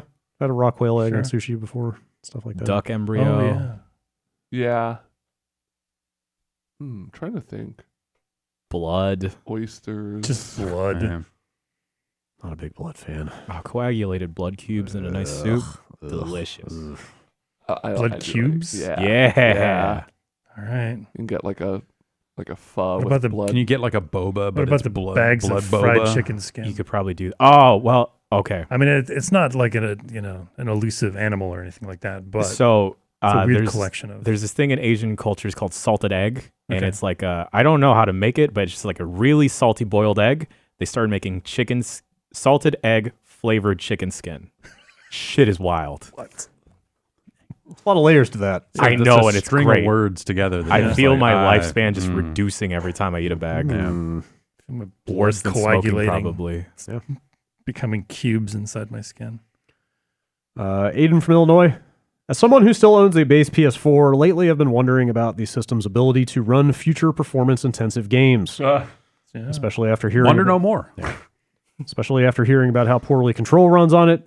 I'm worried that it won't be able to handle stuff like Death Stranding, Last of Us 2, or Ghost of Tsushima without dropping into sub-20 FPS territory. All of those games are ones that I'm very much looking forward to, and I'd prefer to experience them in the best fidelity possible. So I'm thinking about getting a Pro just to be safe. At the same time, next-gen consoles will all but certainly be released next year, and I'd feel real dumb if I bought a PS4 Pro now, only for all those games to get enhanced releases on the PS5. Yeah. So I guess what I'm wondering is, in your professional opinion, do you think Sony understands that enough people out there still play on base PS4s that they will optimize these games to run well enough on the outdated hardware?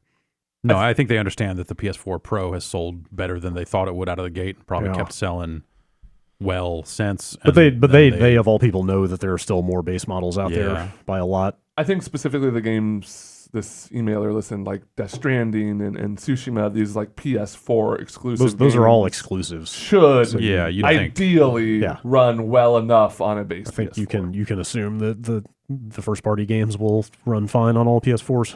I personally, I'm holding out. I'm not going to get a Pro. Like we're close enough. Yeah, you know, yeah, and I'll need one for my job, obviously. So I'll be getting a PS5 ASAP. But like, even if I wasn't at this point, Yeah, it's a little too close at this point to seem very worthwhile. Or you could just trade it in. yeah. Once it's time. I'm bummed out. I didn't do that Switch trade in. For the light? Really? No, for for the- the For the battery. yeah. GameStop was giving a ton of credit for Yeah. a Switch trade-in this past weekend. Like, you could have gotten the new, better battery life model for like $75, Huh. which was kind of tempting, Oh, well. but not tempting enough for me. Wonder if Nintendo subsidized any of that. I wonder if there's any interest in getting old Switches off the streets. Oh, huh. Maybe. Yeah. Josh from Colorado. Do you think Kojima has ever even held a baby? Do you think he tried to mocap one? Yes. No, yes. Those are my answers. Yeah, I'm with you. I think he like asked his assistant or whatever, like, Find me a baby. find me a baby. He asked Mads Mikkelsen, find me a baby. Yeah. Matt's like, all right, yeah. Yeah, give me I got a 20 guy. minutes. I got a baby guy. No cap a baby.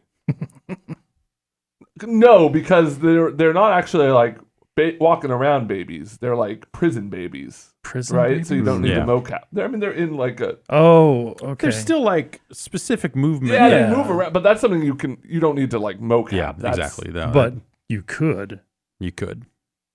and therefore he believes he should. What if it's just full-grown adult Andy Serkis pretending to be a baby in Kojima's arms?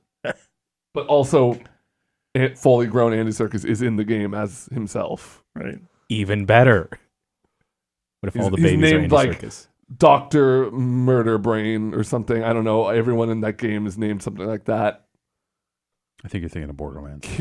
But like it's only like Dr. Deathman Yeah. and Dark Kilgore, Henry Life Deathberg. Murderger. Email from Rowan. Down here in Auckland, New Zealand, we are getting our first Taco Bell, Congrats. and I need to know what should my first order be. Should I ball out and order a crazy amount of shit, or is there one item or order that sums up the experience best?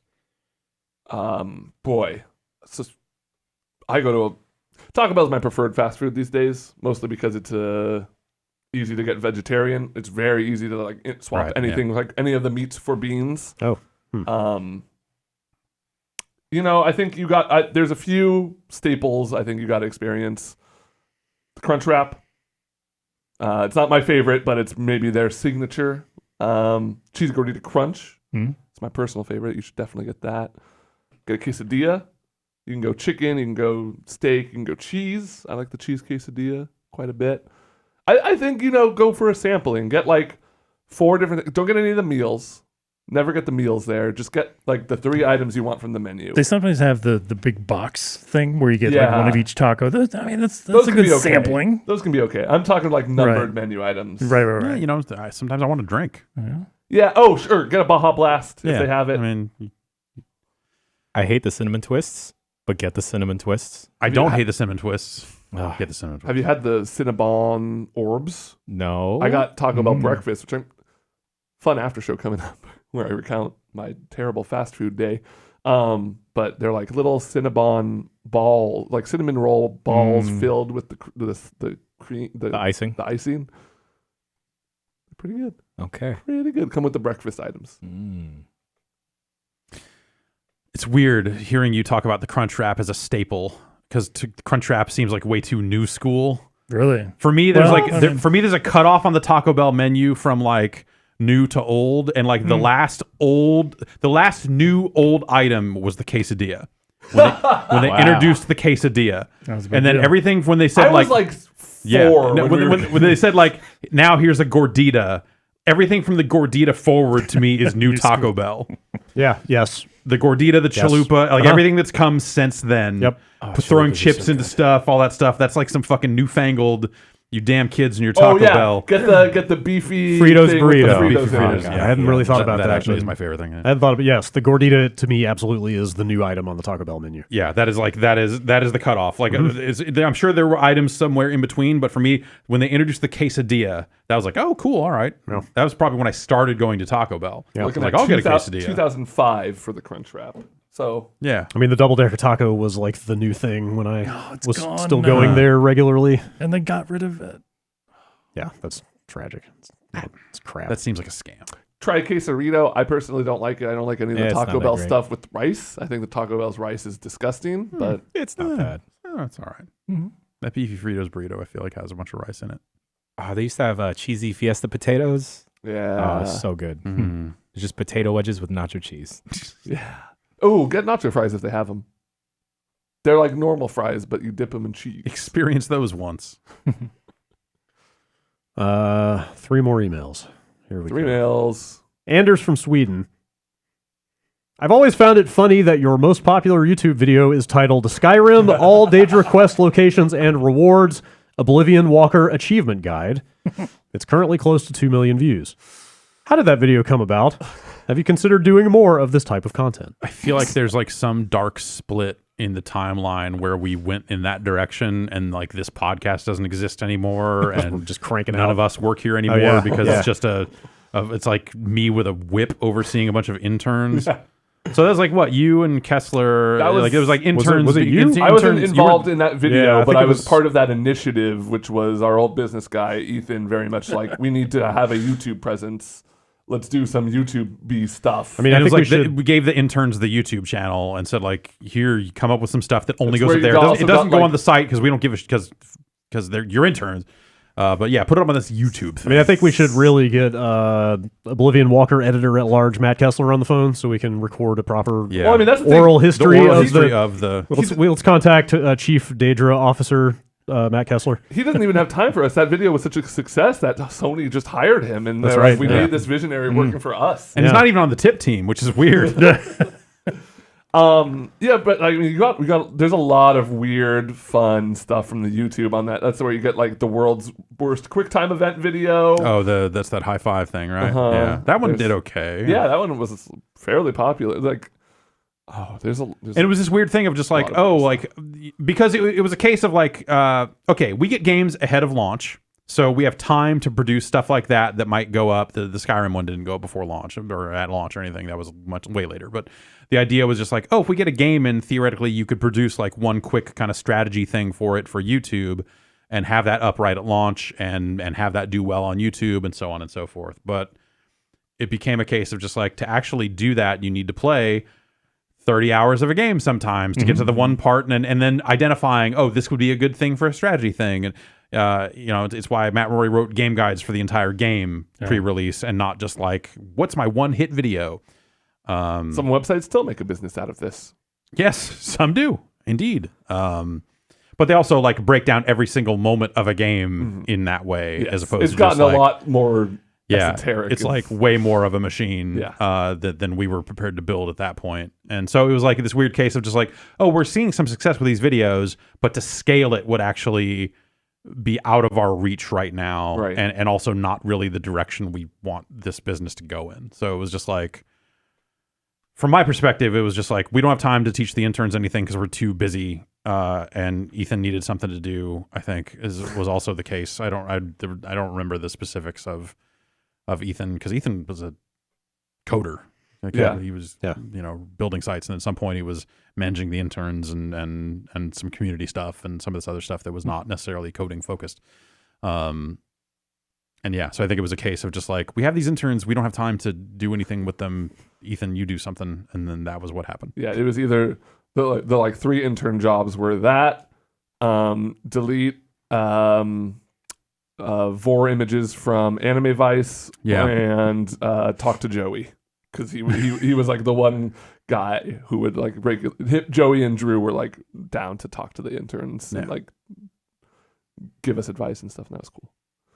I feel like I was down to talk to the interns when I had time. Yeah, it was less. There was less of a. It wasn't like some. Yeah. I've worked as interns at companies where it's just like the interns are beneath us. This was like, oh, everyone's just busy all the time and like playing a game, being like, oh god, I got to review this, and just like, and like, what do you even talk about at that point? Yeah, like.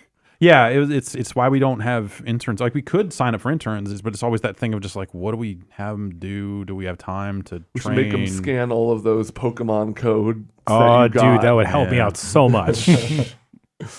But like at this company, you have to apply for your interns like months in advance. Right, to do like summer intern and program. in January they say, do you want interns this summer? And you're like, I don't fucking know. What? Like, probably, but also I don't know what we're streaming next week. Yeah. Or this week. Yeah. It makes you realize there are probably people at big companies whose job is just to be plugged into the kind of larger management infrastructure. Yeah. And those people are very much not us. You could help Dave with his top 10s. It's true. Yeah.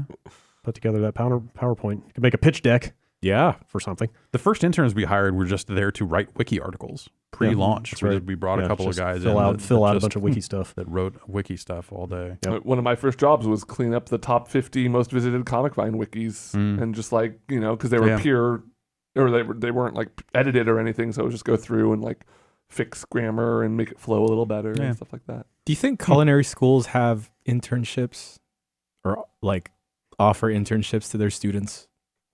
Why do you Yeah, ask? I'm sure. I'm just wondering. Yeah, I would assume so. Okay. I would assume that's like a a pretty journeyman big thing. program or something. Yeah, totally. Okay. All right. Last 2 emails. I finally put Mojave on this laptop, and now the battery is about to die. which is awesome. Let's see. These emails are both anonymous. This one is entitled "Driving a Car with a PS4 Racing Wheel and Hacking Your Car." Okay. Hello, Giant Bomb. I work in automotive research, and I have had the experience of We've been talking about car firmware and stuff for a while, just to set the stage. I have had the experience of driving a full car with a PS4 racing wheel and pedals. It was hilarious, but surprisingly difficult. What you don't realize is how much you rely on resistance and feedback from the steering wheel while driving, which is entirely missing from the toy wheel. On another note, there is totally a community for hacking your car's software. In fact, infamous PS3 hacker George Hotz will sell you a kit to hack your car to drive itself on highways. A word of warning, this is entirely outside of any governmental regulation and is very much user beware. This is his company, and he links to a site called comma.ai selling a product called the Eon Dev Kit with the tagline, "Make a driving chill." And there's a video of a lady driving a car and then taking her hands off the wheel and just sitting there. Like, what cars does it support? Right. Like, what cars can I hack to drive? Can I hack my car to drive itself? That seems like a good way to get in a bunch of lawsuits and all sorts of other stuff. Supports most of the top cars sold today, this says. There's a check compatibility link. Open Pilot. Most new cars on the road today are built with features designed to assist with driving, but fail to deliver. Open Pilot is open source software that improves them. Really? Wow. The words open source link straight to a GitHub repository. Holy shit. For Open Pilot. Did you guys see that video of the UFC driver in his Tesla playing Smash on the Switch while the Tesla was driving itself down the highway? Yeah. Wow. Open Pilot. It's a weird world. Like we're about getting to very get future. Yeah. Open Pilot enables your car to steer, accelerate, and brake automatically within its lane. Yeah. Huh. That's wild. I'm all for it. I don't want to be one of those people who used to be like, "The airplane, that'll never work. I'm never getting in a big old tube that flies in the sky." You have fun in your death tube. Yeah. The makes on this list are Acura, Chrysler, Honda, Jeep, Lexus, and Toyota. It's a lot of cars. Jason, don't do it. You have a family. This seems like a bad idea. Jason, don't do it. Probably don't do this. It's $600. Only? Looks like you need to have a phone plugged into it. Oh. Do I have to jailbreak the phone? Can George Hotz jailbreak my phone? Oh my God. You have to use their provided SIM card. Oh. Okay. Yikes. Yeah. I mean, yeah. Also, it utilizes GoPros, apparently. Okay. Okay, no. I'm out. I'm out. I'm out. Requires two... Yeah, if I'm reading this right, it requires 2 windshield-mounted GoPros. I don't know. I'm going to close these tabs. Fucking hate GoPros. Like one's going to just randomly shut off on you while you're on the road, and then you're going to careen off the road. Yep. All right, last email. This one is signed TV Retail's a Bitch. Oh, gosh. It is entitled QVC Employee Testimony. Oh, great. Is David a nice guy or not? This is all I want to know. Obviously, with talking trash about my employer, although I work on the HSN side, I'd like to stay anonymous. Oh, okay. So he, they acquired HSN, so he's got like extra beef. Maybe could. Possibly. I don't know. A few things. First, the Q2 is mostly pre-recorded presentations, so you probably wouldn't have been able to talk to someone even if you saw the testimonial line. Yeah. By the way, you can always call that testimonial line regardless of whether it's on screen or not. So next time, please call in. You will have to talk to a producer to get on. Just say you love the product. If you say something you don't like, they may drop you, but unless people say curse words, we don't really mute them. Second, our whole electronics business is a complete scam and incredibly infuriating as someone who loves electronics. Though I do kind of understand. It's just because we don't make any money on the main product, so we have to bundle a bunch of stuff with it and mark it up a shit ton. Yeah, it's understandable why it's that way. But it's just like gross. Yeah. We were up for a feeding at 5 a.m. and I believe it was on QVC 3. It was a call blocker. It was a device you plugged your landline phone into that just had a big stop sign shaped button that says block call. Great. And it was like the most perfect fucking just All right, everyone who watches QVC is like 1,000 years old or something. Because look at this thing. What if you need a direct line to the board? It's not. It's just you just fucking punch that. Then it had like little videos, like almost like an infomercial of like someone waking up, looking over at their phone, and, going, and hitting the button on it. It's your wife. She's in the hospital. Block call. God. Sorry, honey. I don't know what happened. The cat must have jumped on the Hit the block stop call. sign. That's it for emails. Good job. Oh, thanks. Nice work. That's a fair number of emails. Yeah. Now what? What do we do next? Where can I send my emails? Oh, Bombcast, giantbomb.com. Great. Okay, that's all I know. Yeah. Okay. We get the after show coming up, Oh, Yeah. cool. Okay. where the rest of these brownies might get eaten. I don't know. Ooh. Who can say? Who could say? Who ate the other brownie? I had one. Nobody's willing to. I Nobody? didn't bring my insulin in here. Okay. That's probably allowable. Thank you. Yeah. I'll let you have that. I really want one. Take one with you. Okay, yeah. Stay tuned for the after show if Give it you're to Griffin. listening to this live. It's gonna be a banger. Thank You're God. gonna have bangers? Yeah. Man, I ate at Mash. 3 different fast food restaurants in a single day. Oh yeah. There's a term for that. wow. Okay. We got a bunch of stuff to record this week. Yes. Yeah. We'll look at. We're hoping to have Borderlands up on the site tomorrow. Borderlands. Check out some stuff out of TGS, and some games, and you might take a look at Apple Arcade, I understand. Yeah. I might do something like that. Is the plan. Session is out today. Oh, right. Oh. Yeah. That's out in early It's a access. skateboarding So game. I want to see that. Yeah, real cool. bad. Cool. All right. Well, before this laptop melts itself, let's get out of here. Thanks for listening to this podcast. I guess we should do another one next week. Right? Why not? Okay, fine. We'll see you then. Why not?